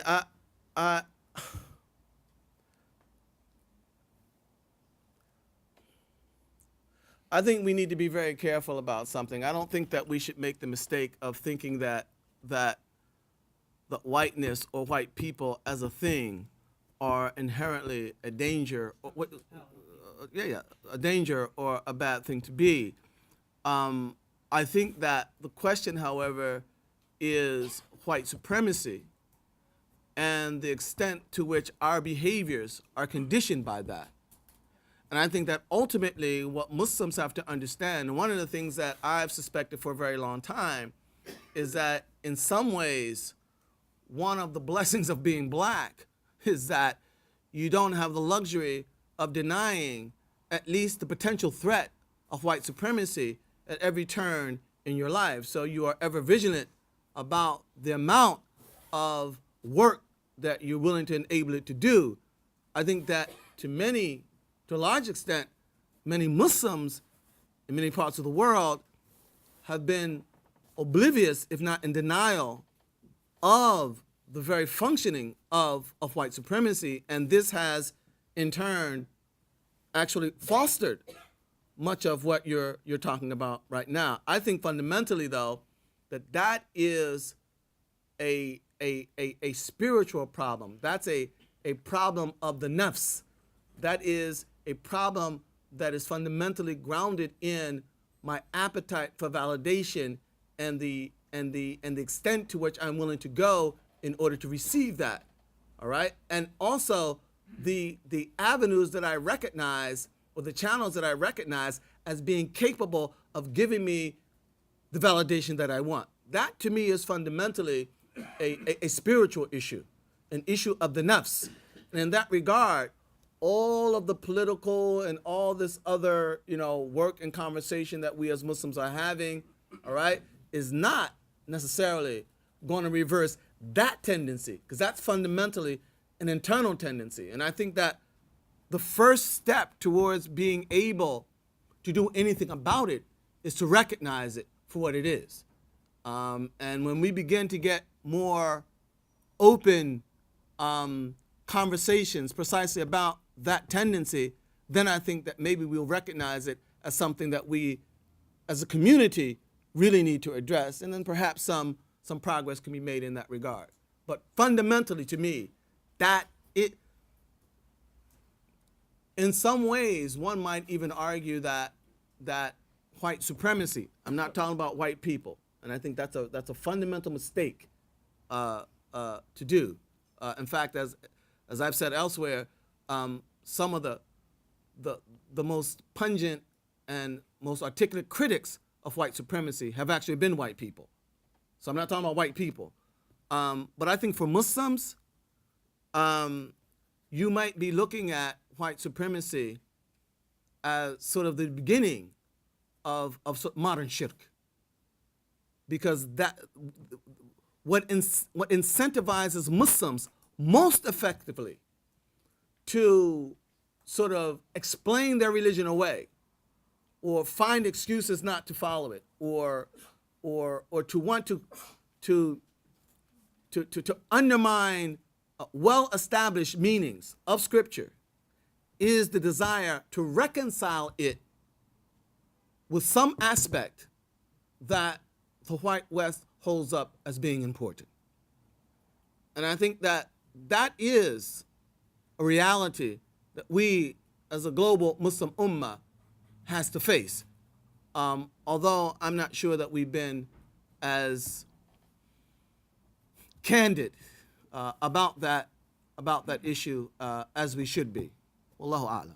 But on the whole question of, people running around celebrating the Olympics, there are many things that people might do that might not be in conformity with our own personal tastes. They might not even be in conformity with what we think is in the best interest of Islam. That in and of itself does not make that action haram. That action might even be makruh, maybe. But I want to be very careful about not allowing us to invoke our own personal preferences and distastes as a basis for passing judgments on the actions of others. If those actions happen in a cumulative sense to promote a particular outcome that is at variance with the interest of Islam, that's another issue. And so I want to say that and partly retract my response to that question, because, what followed it up, people are doing things only because another community is doing it. That's one thing. And even that, in and of itself, might not necessarily, I shouldn't even say might not, is not necessarily a basis for saying that action is in and of itself haram. So I just want to be careful and say that people do things for all kinds of reasons. The fact that I may find them distasteful, or I may think that they're not the best actions to undertake, that's not necessarily a basis for saying that those actions are haram. What I said, however, about white supremacy, assuming that is the basis of an action, that I would reiterate. But I don't want to give the impression that because some white guy comes up with a new hat, I buy the new hat, then that's haram. I don't want to give that kind of impression. So I just wanted to clarify that before we moved on, inshallah. Yes. I had a question about something you mentioned in the first session earlier in the morning, and you were saying that we as Muslims have continued to sort of look for one right answer, and you were saying that there, and maybe I misunderstood, but just to make sure that there isn't necessarily one right answer. So in your opinion, do you think that this sort of gives credence to people saying that we are moving towards a constructionist view of Islam that may necessarily disallow for a more absolute truth from a Islamic worldview perspective? And and related to that, you were saying earlier that we need to be cautious of moving into or slipping into of notions of pragmatism. And do you think that this idea of there not being one right answer, and can that lead to a new Muslim pragmatic within a Western context? Well, I mean, I use pragmatism, and I think every time I use it, I sort of stress the word. What I meant was sort of a crass pragmatism. I mean, obviously, you want to be pragmatic in the sense that you want to do things that you think, even within the boundaries of what Allah and His Messenger have said, you want to do things that will hopefully move you closer to your goal, whatever that might happen to be. With regard to the whole business of there being more than one answer, and that being in violation of the notion of absolute truth, I don't think that association necessarily holds up at all. If we take a very simple example of the Prophet ﷺ and his saying to the companions, "La salata illa fi Bani Qurayza," that there is no salat except in the camp of Bani Qurayza. Now, all of them accepted his words as absolutely authoritative. There was no question about that. The only question was there were two different interpretations of that. All right? And we'll notice that once they got back to the Prophet, he did not chide either party for the interpretation that they gave. So this was a good faith, due diligence attempt to carry out what they understood to be directions from the Prophet, which were absolutely normative, absolutely authoritative. One of the things that we have to accept as Muslims is that we, certainly as Sunni Muslims, we do not believe that anyone after the Prophet ﷺ is infallible, is ma'soom. And therefore, we all engage in a good faith, due diligence effort to understand what Allah and His Messenger have said. And when we come up with differences of opinion, in the absence of the Prophet coming back and saying, you are right and you are wrong, neither party has the authority to impose that opinion on the other, because neither is ma'soom. And in that regard, we simply agree to disagree. That has been one of the foundations of Islam from the very beginning. And again, that is something that we, if modeled correctly, could reintroduce to the world. So I don't see any dichotomy or any contradiction between belief in absolute truth, all right, and the possibility that two different approaches to interpreting that absolute truth may lead to two different conclusions. Both are still focused on, have their energies directed toward the realization of that absolute truth.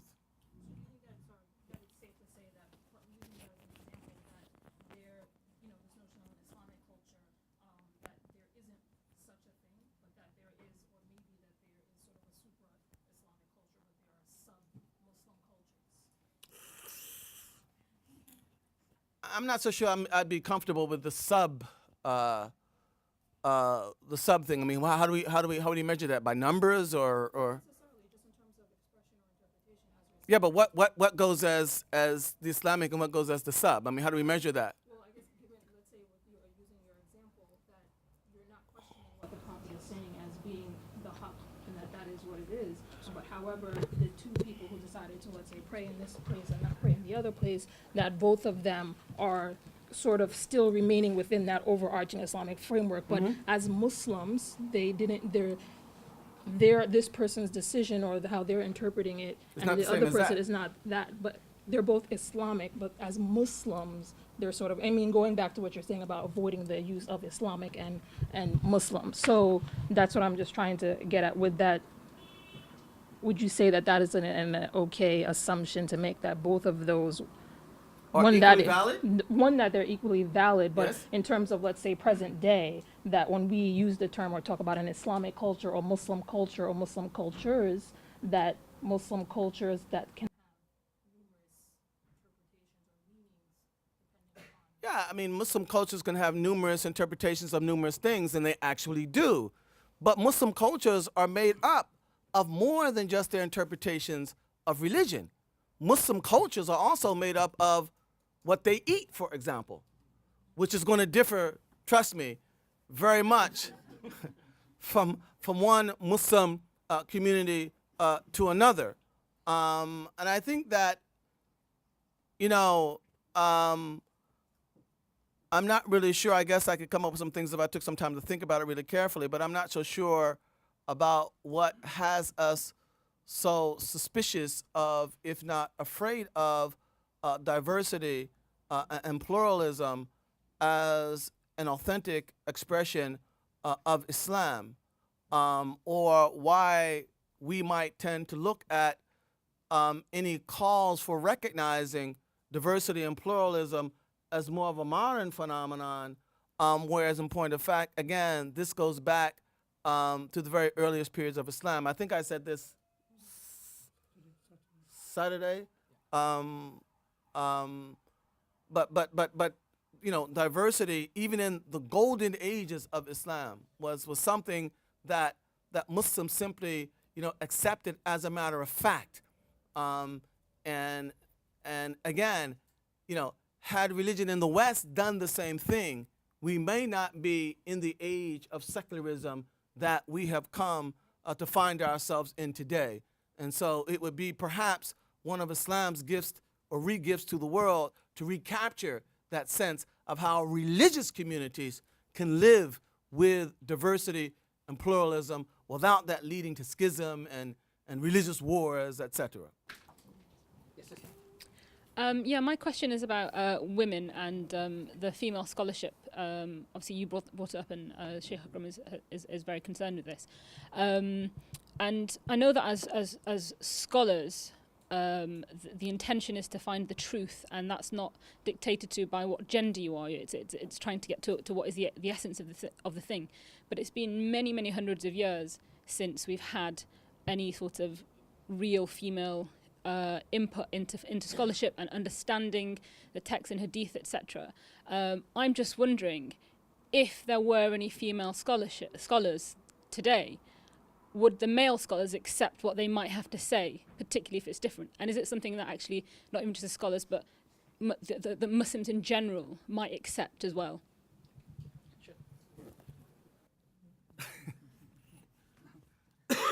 Then I'll take a break.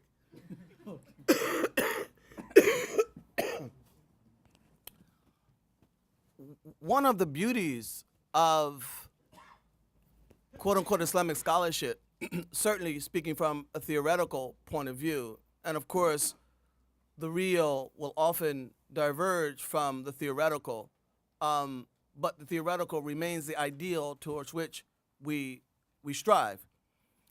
One of the beauties of this is that gender has never been a criterion for scholarship.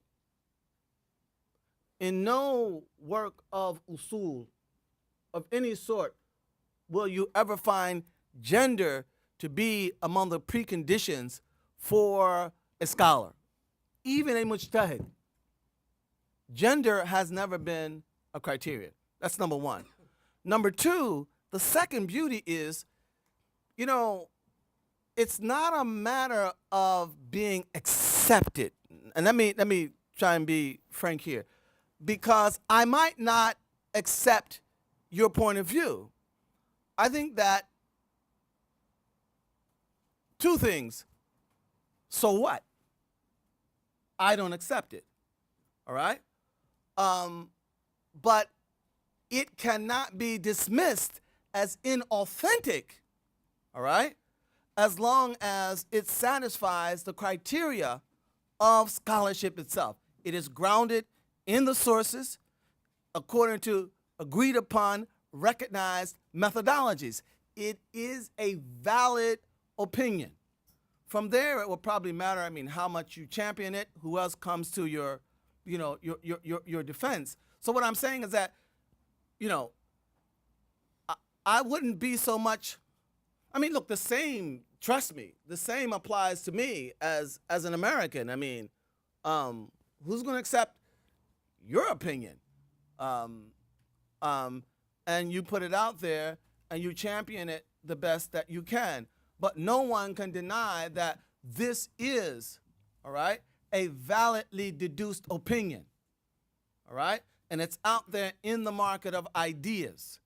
And you should note that some of the scholars that we read today with great relish were scholars, many of whose opinions were not accepted at the time that they produced them. Male scholars, all right? Some of them died in prison, all right, for some of the opinions that they produced, which are later picked up and championed even in the modern world. So, you know, I would simply encourage women to do it. And I think that you'll find much more receptivity than you might imagine, although there's going to be no guarantees. But I also think that, you know, you will enjoy a level of credibility, all right, on many issues that men simply don't have. Do I think there's room for? Depends on what it looks like. Wow, that's a hard one. Let me hand it over to Sheikh Ali.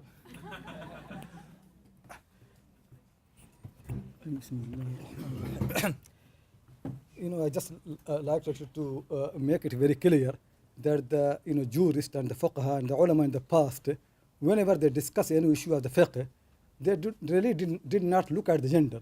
There are many cases in Hanafi madhab, in Maliki madhab, in Shafi'i madhab, and also in Hanbali madhab, and also later, where the jurists have preferred the opinions of the women because their argument was better.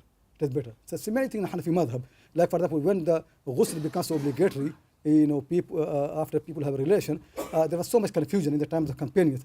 Aisha radiallahu anha, she had a good answer, and then Imam Muhammad Hasan al-Shaybani narrates in Kitab al-Athar, they have got from Abu Hanifa, from Muhammad, from Ibrahim Naqi, going back to Aisha radiallahu anha, a certain thing, and then he said, Abu Hanifa rahimahullah used to give fatwa on the opinion of Aisha radiallahu anha. Similarly, Imam Malik rahimahullah had narrated in Muwatta that once the Qadi of Medina, judge of Medina, in the time of the Tabi'een, when there actually a great jurists of Medina, 7 great jurists of Medina are in Medina, Sa'id Musayyab, Urwa ibn Zubair, and others. In that time, the Qadi of Medina, in his court, there was brought a Syrian Christian, the thief, and he accepted that he has stolen certain things, and he judged that the hand of the thief should be cut. And there was another jurist, female jurist in Medina at that time. Her name is Amra bint Abdul Rahman. She is actually a good scholar. She had, she is an expert of the hadith, and she is a teacher of Imam Zuhri and big people. When she found out that the judge of Medina is going to cut the hand of the thief, she sent her messenger that the judge is not allowed to cut the hand because the amount that the thief has stolen, that amount is less than the amount prescribed by the Prophet ﷺ for cutting the hand. As soon as the messenger comes to the Qadi, to the judge, and he finds out that, he releases the thief. That's make very clear that they have so much trust in the knowledge of the scholars, whether they're male or female. And then in Medina, nobody interfered. And Imam Malik rahimahullah, after narrating the story, he said, that is my fatwa. That is fatwa. So you can see really, there are many hundreds of the stories like that. First thing there. Second thing actually I would like to say, very often people think if the women had been jurists and muftis, it would have been far easier for the women. It's not necessarily. Women's fatwa always have been very tough for the women. Very tough really. If men have accepted that, it would have been so difficult for the women. I just give one example and see how actually very often people don't go for gender thing. One of the great women jurists is Fatima bint Qais radhiyallahu anha. She is from Quraysh, from Bani Fihr, and she is a jurist, and her students are like Amir al-Sha'bi and many other people.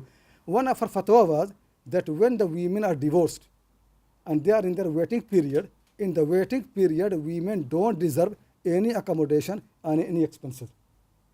That her fatwa was. That la sukna laha wala nafaqa. The women have no sukna, no accommodation, and no expenses. This makes life easier for the men. Divorce and then no responsibility. But actually what happened, people didn't accept like that. Then when it asked to Umar al-Khattab, he said, no, how can we leave the Quran? Because Quran says, askinuhunna min haythu sakantum. You have to provide them accommodation as you live. And the Quran says, awanfiqu alayhinna. You have to spend upon them. And that way Imam Hanifa rahimahullah ta'ala, many other jurists, though they respect Fatima bint Qais, but in this matter, they don't follow her opinion.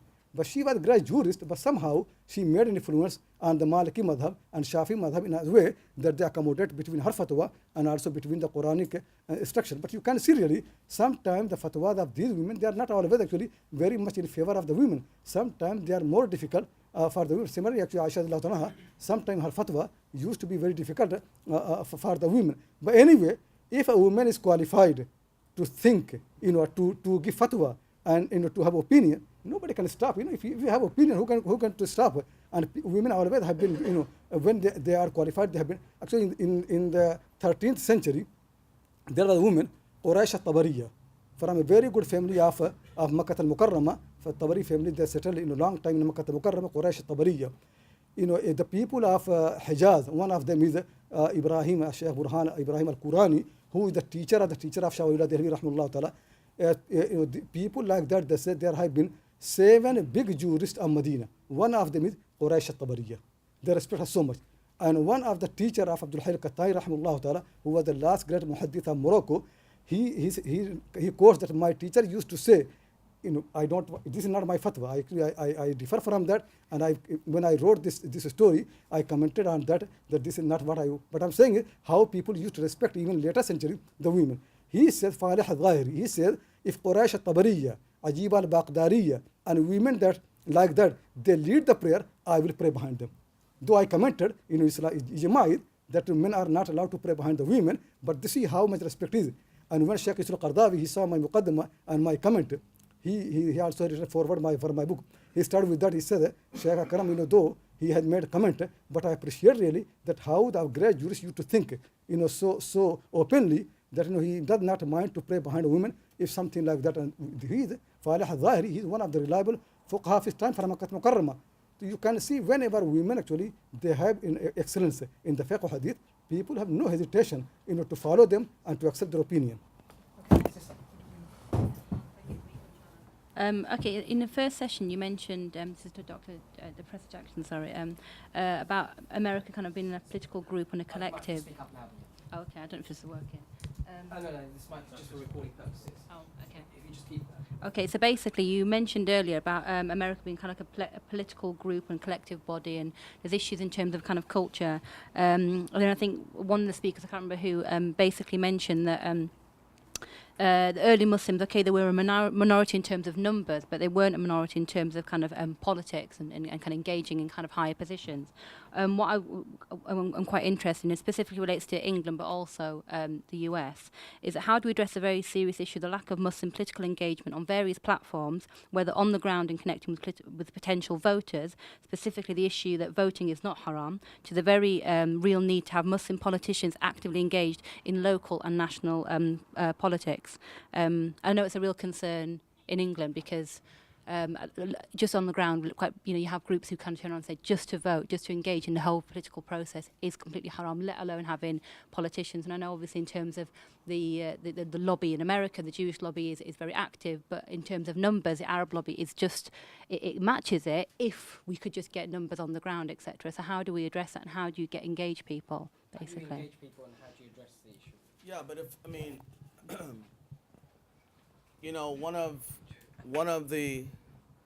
one of the implications of diversity and pluralism is that there are going to be opinions out there that with which we don't agree and which we think don't promote the kinds of things that we would like to see promoted. The honest answer to your question is I don't know. I don't know what really motivates people to get politically involved. I imagine a large part of it just has to do with awareness and very clearly explaining to people what the implications of non-involvement will happen to be. I mean, if the idea is that somehow you're contributing to, quote unquote, a system, well, you're living under that system whether you make that contribution or not. So it's not as if you're reversing something by not being politically involved. And I guess what really needs to take place is perhaps a more concentrated effort to raise political awareness. Other than that, I don't know what the tipping point would happen to be. I would also say, though, again, I'll reiterate something I said this morning. I think that, you know, it's very important for us not to make the mistake of believing that politics is the only avenue in which we are able to make change in the life of a community. I think that issues of culture and tapping into a collective, a national psyche can also take place outside of the realm of legislative politics. I mean, there are those, for example, who would argue that, you know, excuse me, you know, blacks in the States in some ways made the largest strides, you know, in the 60s when their political power was actually less than they have, say, for example, in the 90s, where they have much more political power. So I'm not saying I agree with that assessment entirely, but it goes to show that, you know, we can take legislative politics as a panacea where, in reality, you know, it can be quite limited in terms of affecting the sensibilities of the people. So we should not put all of our eggs just in the legislative politics basket. Well, can you quickly sum up? Yeah. So I have a rather abstract, mischievous question, which is obliquely inspired by Professor Jackson's wonderful remark about how the fetishization of the Sharia as primarily about law betrays a concealed acquiescence to subtler and therefore more pernicious aspects of secularism. So I'm wondering whether there are structural features. No, not the fetishization of Sharia as law, but the idea that the aims of Sharia are only realized to the extent that worldly punishments are meted out. Yeah.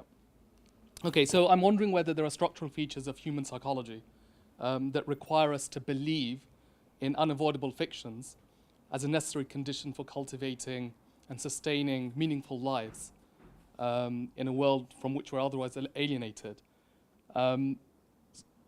If this is so, if you concede this, that there are these necessary fictions that we have to assent to in order to go about our lives, and I believe that you must concede this, in my personal view, because you're following, or no, I'm following. Yeah. I personally believe that you must concede this, given the extraordinary strides that have been made in literature, in philosophy, in psychoanalysis, and psychology, with all their problems, warts and all, regarding the human condition. If that's the case, then what does this mean about the import of much of the Quran, in particular, those verses that are ostensibly about legal injunctions? How long do I have to think about that? It's up to you. You can do it quickly, or we can do it, later on. Yeah, let's have a sidebar about that. Okay. Okay. Question quickly. Yep. Quick. Assalamualaikum. I wanted to go back to your point about political pragmatism. I struggle with it in the sense that well, crass pragmatism. I mean, yeah, the bad pragmatism. I mean, pragmatism in and of itself is not bad. I hope I didn't give that that impression. But pragmatism that sidesteps and runs roughshod over all principles, that's something else. Okay. I think I find it difficult to reconcile any kind of pragmatism with the idea of intellectual honesty, and by that I mean that if the end of the goal of freedom or pursuing ihsan is to to be honest and to speak the truth as you understand it. And we could all disagree about what we conceive to be the truth, or in sort of Orwellian terms, as he asserts, the freedom is to say with confidence and conviction that 2 add 2 equals 4. And it's only the political pragmatism that might force you to say otherwise. My point is that when we see, let alone non-Muslims and finding common grounds with them, when we find Muslims sort of taking a political line, for example, I did some work in Bangladesh last year, and looking at, say, political points. I mean, there are lots of things that I struggle with the so-called Islamists. I also struggle with people that make political marks about sweeping statements about Islam is completely, purely apolitical. I have a problem with that. Now, how do we reconcile the fact that, you know, non-Muslims will see us and want to see consistency in what we say, and sometimes our principles might find ourselves in sort of difficult situations with Muslims and with non-Muslims. As a last point, I'd like to state that, just as an add-on to this, that sometimes we find that there are non-Muslims who might be a lot more consistent that we perhaps could agree with on an intelligent level than a lot of Muslims. Okay. Wow. Let me just say this. I think that this is not going to be a contradiction, just a paradox. I'm half joking. I think that with regard to consistency, I think that what Muslims have to be consistent about are the essentials of Islam. And I think that we have to educate people better to understand that beyond the essentials, you will hear any number of views, all of them potentially being views that can be legitimately stated as Islamic. So if someone says that in Islam, dog saliva is not najis, that's true from a Maliki perspective, not from a Hanafi perspective. Now that's not inconsistency, all right? But that's not an essential. When people talk about tawheed, you know, the prophet, the hereafter, the 5 pillars, etc., consistency. But people have to be made to understand that beyond those essentials, there are many opinions held by Muslims that are not consistent one with the other, but that are mutually recognized as being valid opinions in Islam. That's a hard sell for people who are used to thinking of religion, you know, as this thing that always wants to straitjacket and standardize everything. But this is Islam. Having said that much, though, I think we should not be too overly impressed with consistency. Because, you know, consistency is good for winning arguments. But it's not necessarily of the same value in the world of actual life. You know, when you have children who have different inclinations, different aptitudes, etc., you won't apply formal consistency. You understand what in other words, this child studies all the time, gets C's. That one never studied, gets A's. Which one do you reward? You can't be consistent in that regard. All right? And so what you'll try to do is be equitable, because consistency is not a very reliable principle in that regard. Now, in argumentation, consistency will always win the day. All right? But I think that we should be a little bit less confident about the substantive value of consistency as a whole. Professor, thank you. Where do you see the greatest successes in the Muslim communities in the States have been over the past 20 years? Perhaps something that we could learn from their experiences here. Great successes of the communities in America. Wow. Well, I think there there are lots of them, and I hope that you'll take from my remarks of earlier today that I was asked to talk about the challenges, and that's what I tried to talk about, and I hope I did not leave the impression that things are very bleak in America. I'm cautiously optimistic and very hopeful about America. I think that perhaps the greatest achievement is our ability to establish and sustain some institutions, and even more especially in our ability to raise the level of our discourse. It is possible for us to talk about and discuss things in America as Muslims today that would have been much more difficult 10 or 15 years ago, let alone 30 years ago, when I first became a Muslim. The discourse was quite limited. We have, I think, really raised the discourse and our ability to talk about and discuss and agree and to disagree on things in America to an extent that, inshallah, this is bound to pay off. Now, along with that, if you're going to have broad and rich discourses, there's going to be a lot in that you don't like as well, and that's part of the price we pay for full discourses.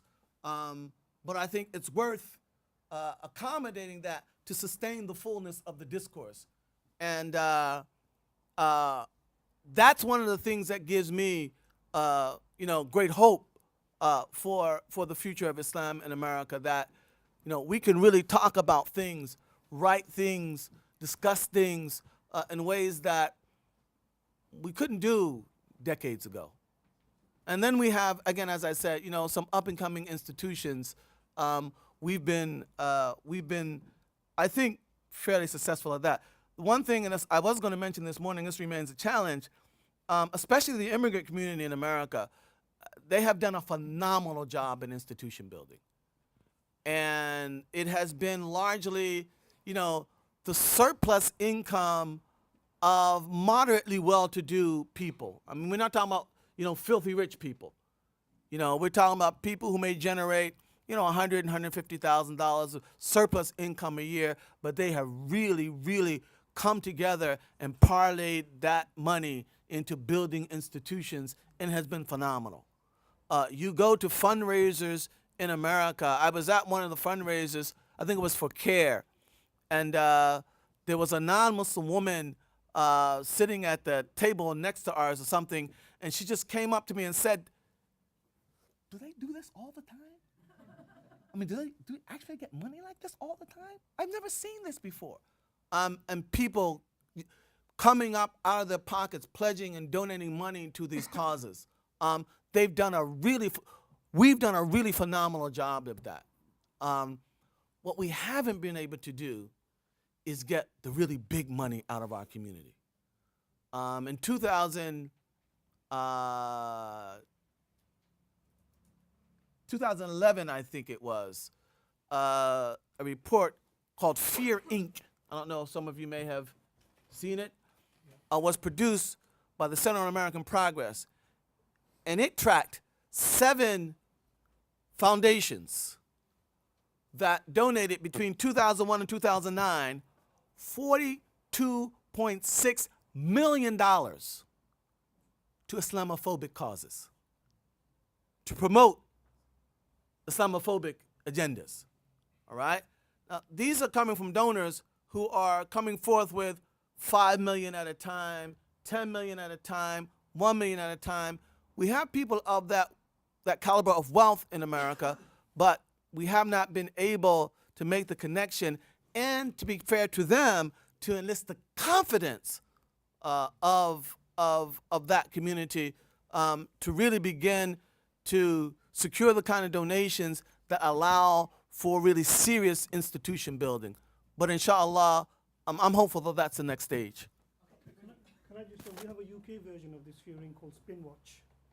If anybody's interested, it's called Spinwatch. Okay, Ibrahim, please. Professor, you mentioned earlier in regards to institution building and particularly higher education, only very briefly a few remarks about the importance of building these higher education institutions. And you touched upon epistemology and the idea of bringing a non-rational element into that epistemology in some way. Not necessarily non-rational, go ahead.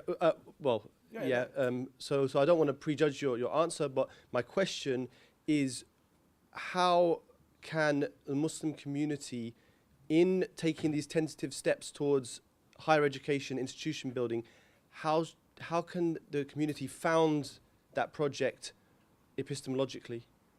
And are there any models in that regard, or any advice you have in that regard? I'm not sure what you mean by found.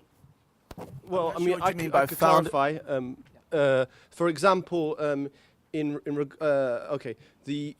understand the academy has its own, preconceptions, its traditions, maybe assumptions that don't even get mentioned so much unless they are brought out. And I've read some of your works in this regard. So, and similarly, Muslim institutions have their own set of assumptions and foundations. Now, obviously, we have a great number of seminaries and so on, but when trying to bring these higher education institutions that are recognizable in the Western sphere and have that cultural importance, how should Muslims look to try to establish alternative models? That's what I'm sort of getting at. Well, I don't think that we need to start with trying to reproduce Oxford or Cambridge. And I think that some of the very humble efforts can be quite effective. I don't think that. Ideally, it would be great if we had sort of parallel institutions, but in the absence of that, I think just institutions that could sustain summer-long programs, for example. I'm sorry? Well, okay.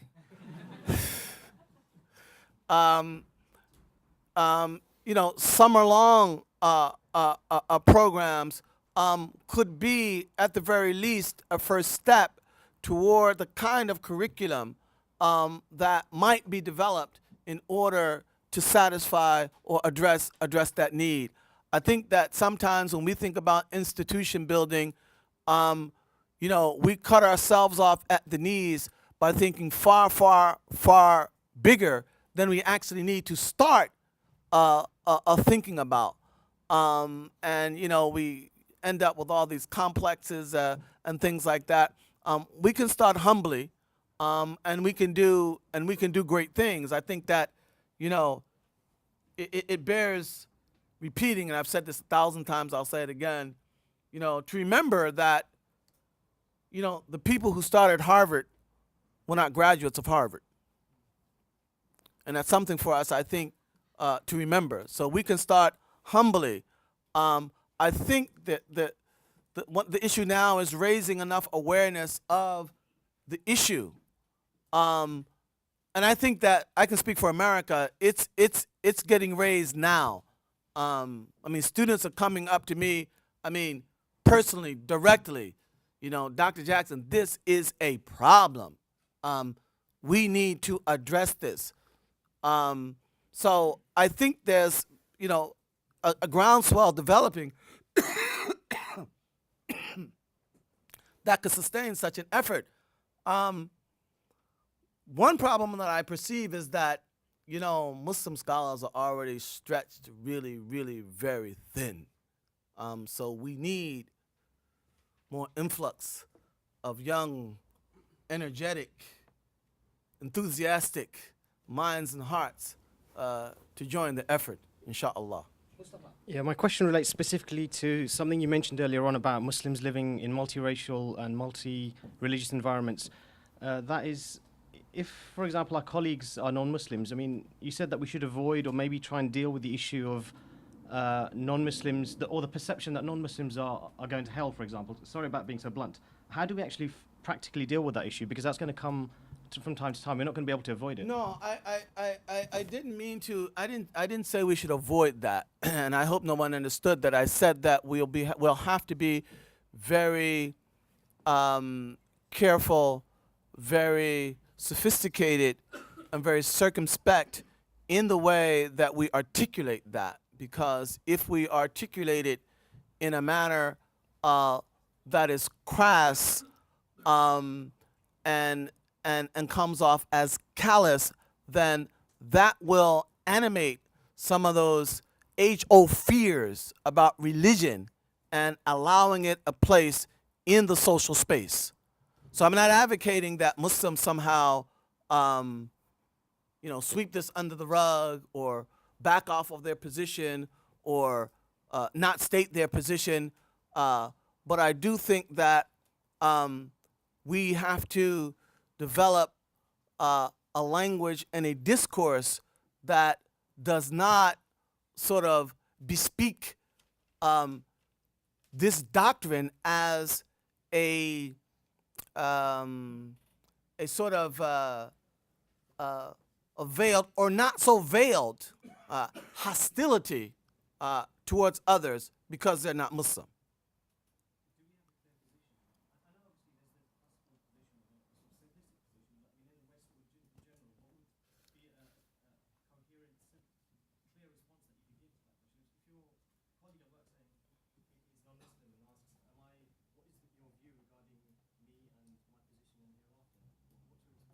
Yeah.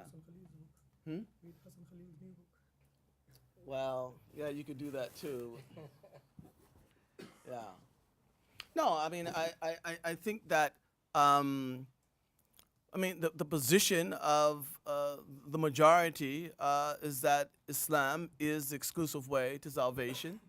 Only exceptions being people who are not reached or who have not been reached by the truth. I mean, that's the standard position of the majority. I think oftentimes, you see, I think in that kind of situation, the problem is not so much me and you on a one-on-one, especially if I know you, all right? Because I can always articulate myself in ways that convey to you a certain amount of respect and concern for you as a human being. But when doctrines are just put out there as the doctrine of Islam, and certain people get a hold of that and want to use that to make their claim that, and this is part of the claim that's being made, these people still have the disease that we got over in the West, all right, back in the 19th century. And part of that disease, all right, is located in this kind of a doctrine, which is going to take us back to those dark old days, which we desperately do not want to go back to. And that can animate all kinds of negative energies vis-a-vis Islam. So I'm just saying that Muslims, if you ask me exactly how, this is what I'm saying. This is an issue that we have to discuss and be assiduous in our discussions about. But it cannot be forever forestalled. You tried touching this in your boundaries of theological tolerance a bit. You touched upon it. Last few questions then. Last couple of minutes. Professor, I'm under instruction, Sheikh Saab, I'm under instruction to be very brief, and that's what I'll try and do. I've been listening to this kind of debate for about the last 50 or more years, and what has varied is the intensity and the depth, like today, with which the debate has been treated. Professor, you have dealt it in a very profound way, and I see a progress in the right direction. But I do feel the debate still remains internal within the Muslim community. And having been here for decades, it's about time that we started to externalize. We can't change a lot of things. We have structures and institutions, and I think we have to encourage in a very thoughtful and a planned way engagement with those. I wrote an article a couple of years ago, and I described that the Muslim identity in British was experienced as birth pangs. And then I further explained that if you go back to the 50s and 60s and see how the Jewish people were treated, the black people, the Irish people, the homosexuals and so on, and how the attitudes have changed. This doesn't happen in itself. There has been academic and intellectual framework behind that and political involvement to bring about that change, how the attitude to these groups have changed. Why cannot we learn from that? You briefly mentioned that education is one, and I think we probably need a two-pronged approach. We have a deficit in terms of intellectual confidence, the brother was indicating at the front, which I was reading, among our children, and also intellectual confidence as Muslims. And two-pronged, the madrasas are being built, but there's no strategy how to help people. Mass majority of them are going to the state systems. Why cannot we set up networks from colleges to universities and into professions, Muslim ones, so that people have networks to help them, support them, social capital we can build. There are a lot of things that we can do, but we are not even thinking in that direction. I think that needs to change. I have some further comments about unity, which you mentioned. Thank you. Very quickly, I just wanted to explain my expression when you mentioned Muhammad Khalil's book.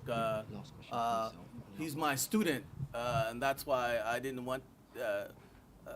I'm very shy about making shameless plugs for my own students, but let me make a plug for him anyway, since the book was mentioned. He wrote a very, very important book, quite frankly, called The Fate of Others, in which he discusses various and sundry doctrines stated by certain individuals within Islamic history on the whole question of whether others are eligible for salvation. And at the very least, it opens up a very important discussion that might assist us in articulating some of the doctrines that we want to articulate in this regard. So I just wanted to clarify that.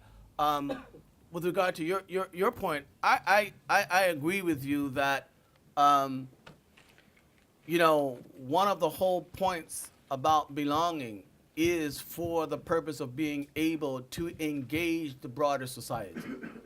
And that is something that I think we have to do. And for me, as a Black American, I don't see the propriety of handing society and the direction that it's going to take entirely over to those who may not have my best interest at heart. I have to be there representing my interest and hopefully ensuring a place for them as society moves forward. And I think it is absolutely essential that we be engaged with the society around us, and that we make our presence and our point of view felt. But not only that, because oftentimes this can just amount to, you get invited to all kinds of very high power, meetings, seminars, symposia, conferences, etc. And you're invited as sort of the Muslim representative or somebody who's recognized in the Muslim community. But ultimately, many of those kinds of conversations are conversations in which your intellectual capital is actually being deployed in the pursuit of, what someone else's interests actually are. And I'm not saying this is anything malicious or anything like that. That's just in the nature of things. What we need as well is to have our own symposia, our own conferences, our own workshops, where we can invite high-powered people and benefit from their intellectual capital in terms of moving forward what we would like to move forward. So the whole issue of engaging the broader society is absolutely essential. It's very, very critical. And this is not something new. This is exactly what the Prophet ﷺ did, virtually from the beginning. Do you want a question? Yeah. Assalamu alaikum. Professor, I want to address the elephant in the room. You talk about carving out a dignified existence as a Muslim. I'm a soft Sharia fundamentalist. All of these things that you talked about today is really, really hard, these challenges. I'm a soft yeah. Oh, okay. They're too hard for me. I want to get away from all of this, make my own state. Do you understand? the kuffars can come and join. They can have their Qaddafian style public space and talk about their Ponzi traffic laws and their nightclubs, whatever. They can have that. Sheikh Akram Nadawi, I'm lactose intolerant to British dairy products. मुझे घी खाना है. Do you understand? I don't want to carve. I don't want to carve a canal. Do you understand? I want to own a mountain where Shireen doesn't have any influence in that, and I want khilafah on that mountain. Okay. That's the elephant in the room. Elephant in the room? Yeah. Well, I'll have a very brief response. I mean, I just hope, and I'm not suggesting that this is for you, but for for others in the room for whom this may be the elephant, no. I just hope that this isn't a veiled cop-out. That we're not like the Sudanese say, ينظرون إلى الفيل ويطعنون في ظله. That he looks at the elephant, but he only curses his shadow. That we're going after the thing, or we're highlighting the thing that we really know we will not likely achieve in order to relieve us of any responsibility for thriving for the thing that we can actually achieve. I mean, what evidence does our skills, let's say, at community building suggest that we would be in a position to pursue, I guess it's the Islamic State? Okay. And I think that I'm not opposed to an Islamic State, but I think that, quite frankly, we need a whole lot, and I mean a whole lot, of serious political groundwork to define precisely what that is. Because in my estimation, a huge, huge part of what has caused so much backlash against Sharia in modern times, and by the way, this is not only in the West, even in the Muslim world, a huge part of that has been the idea or the fact that Muslims have tended to borrow the nation-state structure, swallow it whole, and then simply seek to replace whatever legal order of the West with Sharia in the context of that nation-state order. But there are all kinds of other structural strictures that go along with that, which are not native to Islam. Right? Are Muslims going to recognize those differences and factor that into what they then call the Islamic State? If that state is run by Hanafis, what will be my lot as a Maliki? How are we going to negotiate and navigate all that terrain? I mean, these are just some of the many, many issues. Bismillah, assalamu alaikum. Just a question. This for both Mashayikh, if you can answer individually, please.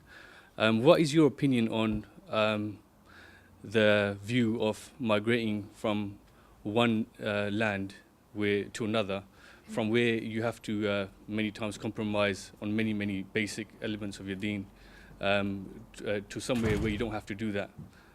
Anywhere, Muslim or non, to another country where you don't have to do that. Specifically in light of many hadith where the Prophet ﷺ mentioned, for example, those who live amongst the non-Muslims are not from me, or the ayat in Quran where Allah subhanahu warns of hellfire of those who are able to migrate but deliberately don't do so. Okay. Sheikh Akram, do you want to quickly comment on that? I can answer, Professor. Can I say something that I can? Yeah, go ahead.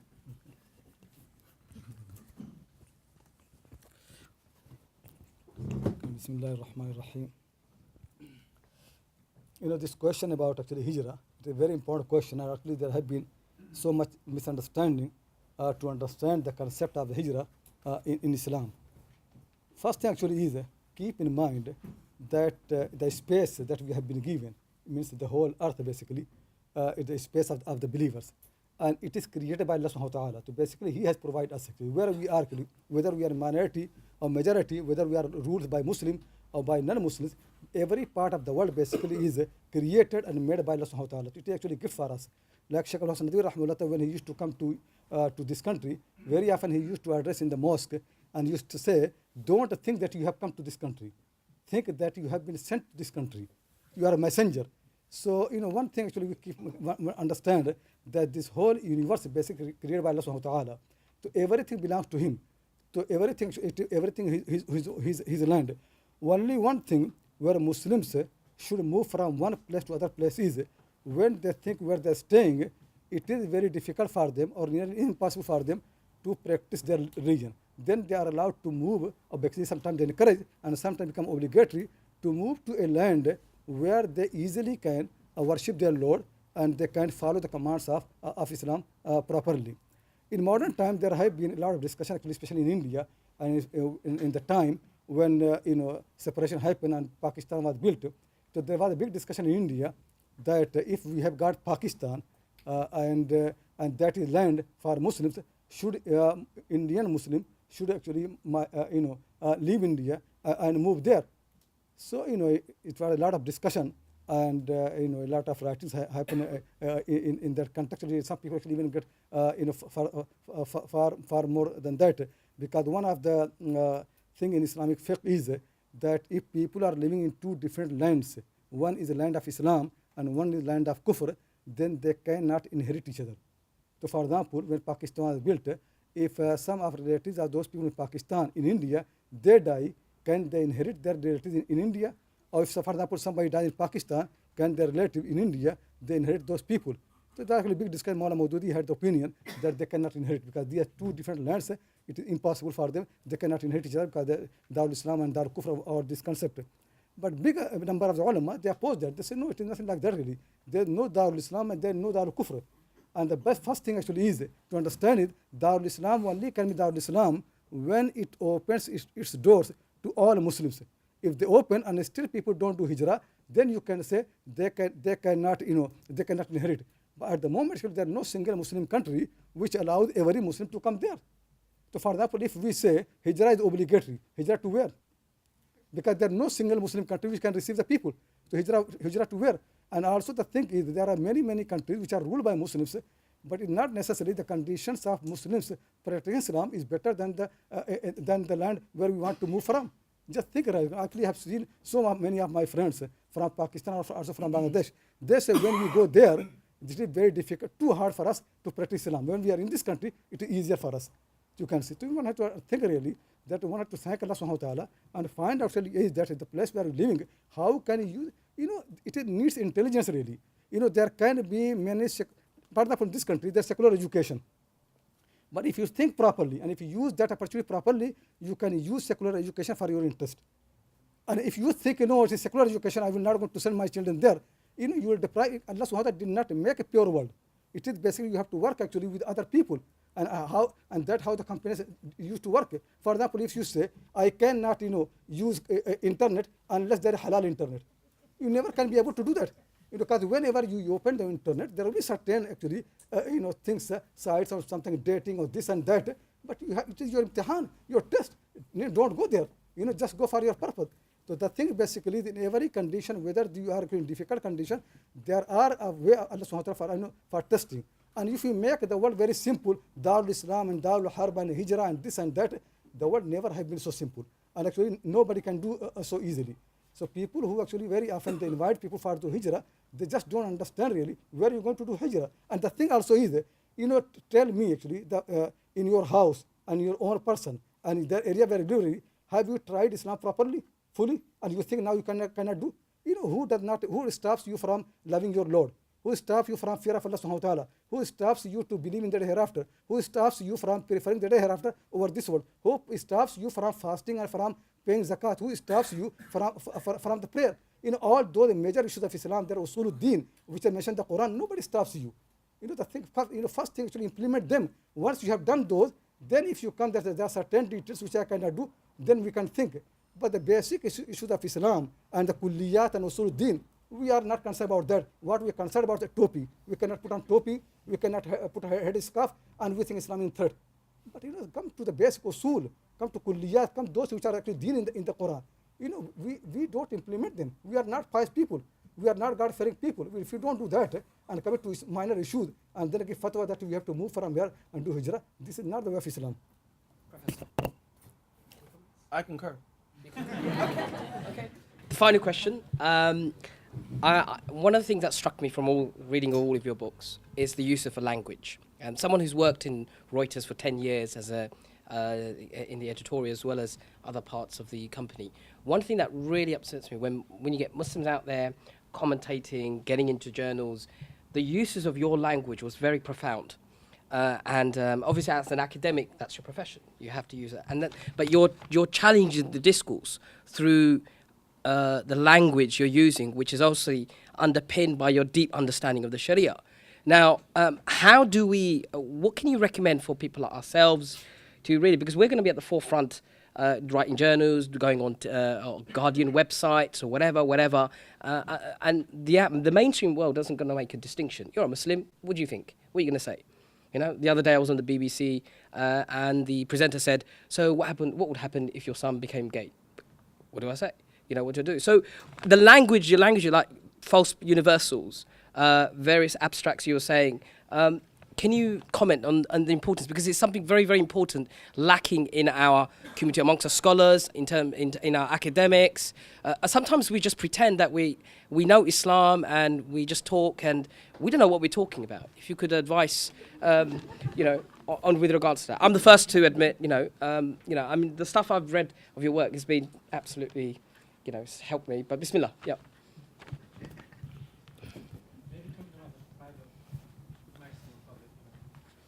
But that's your yeah, that's one of the things, but other things, yeah. This is a sort of hard question because I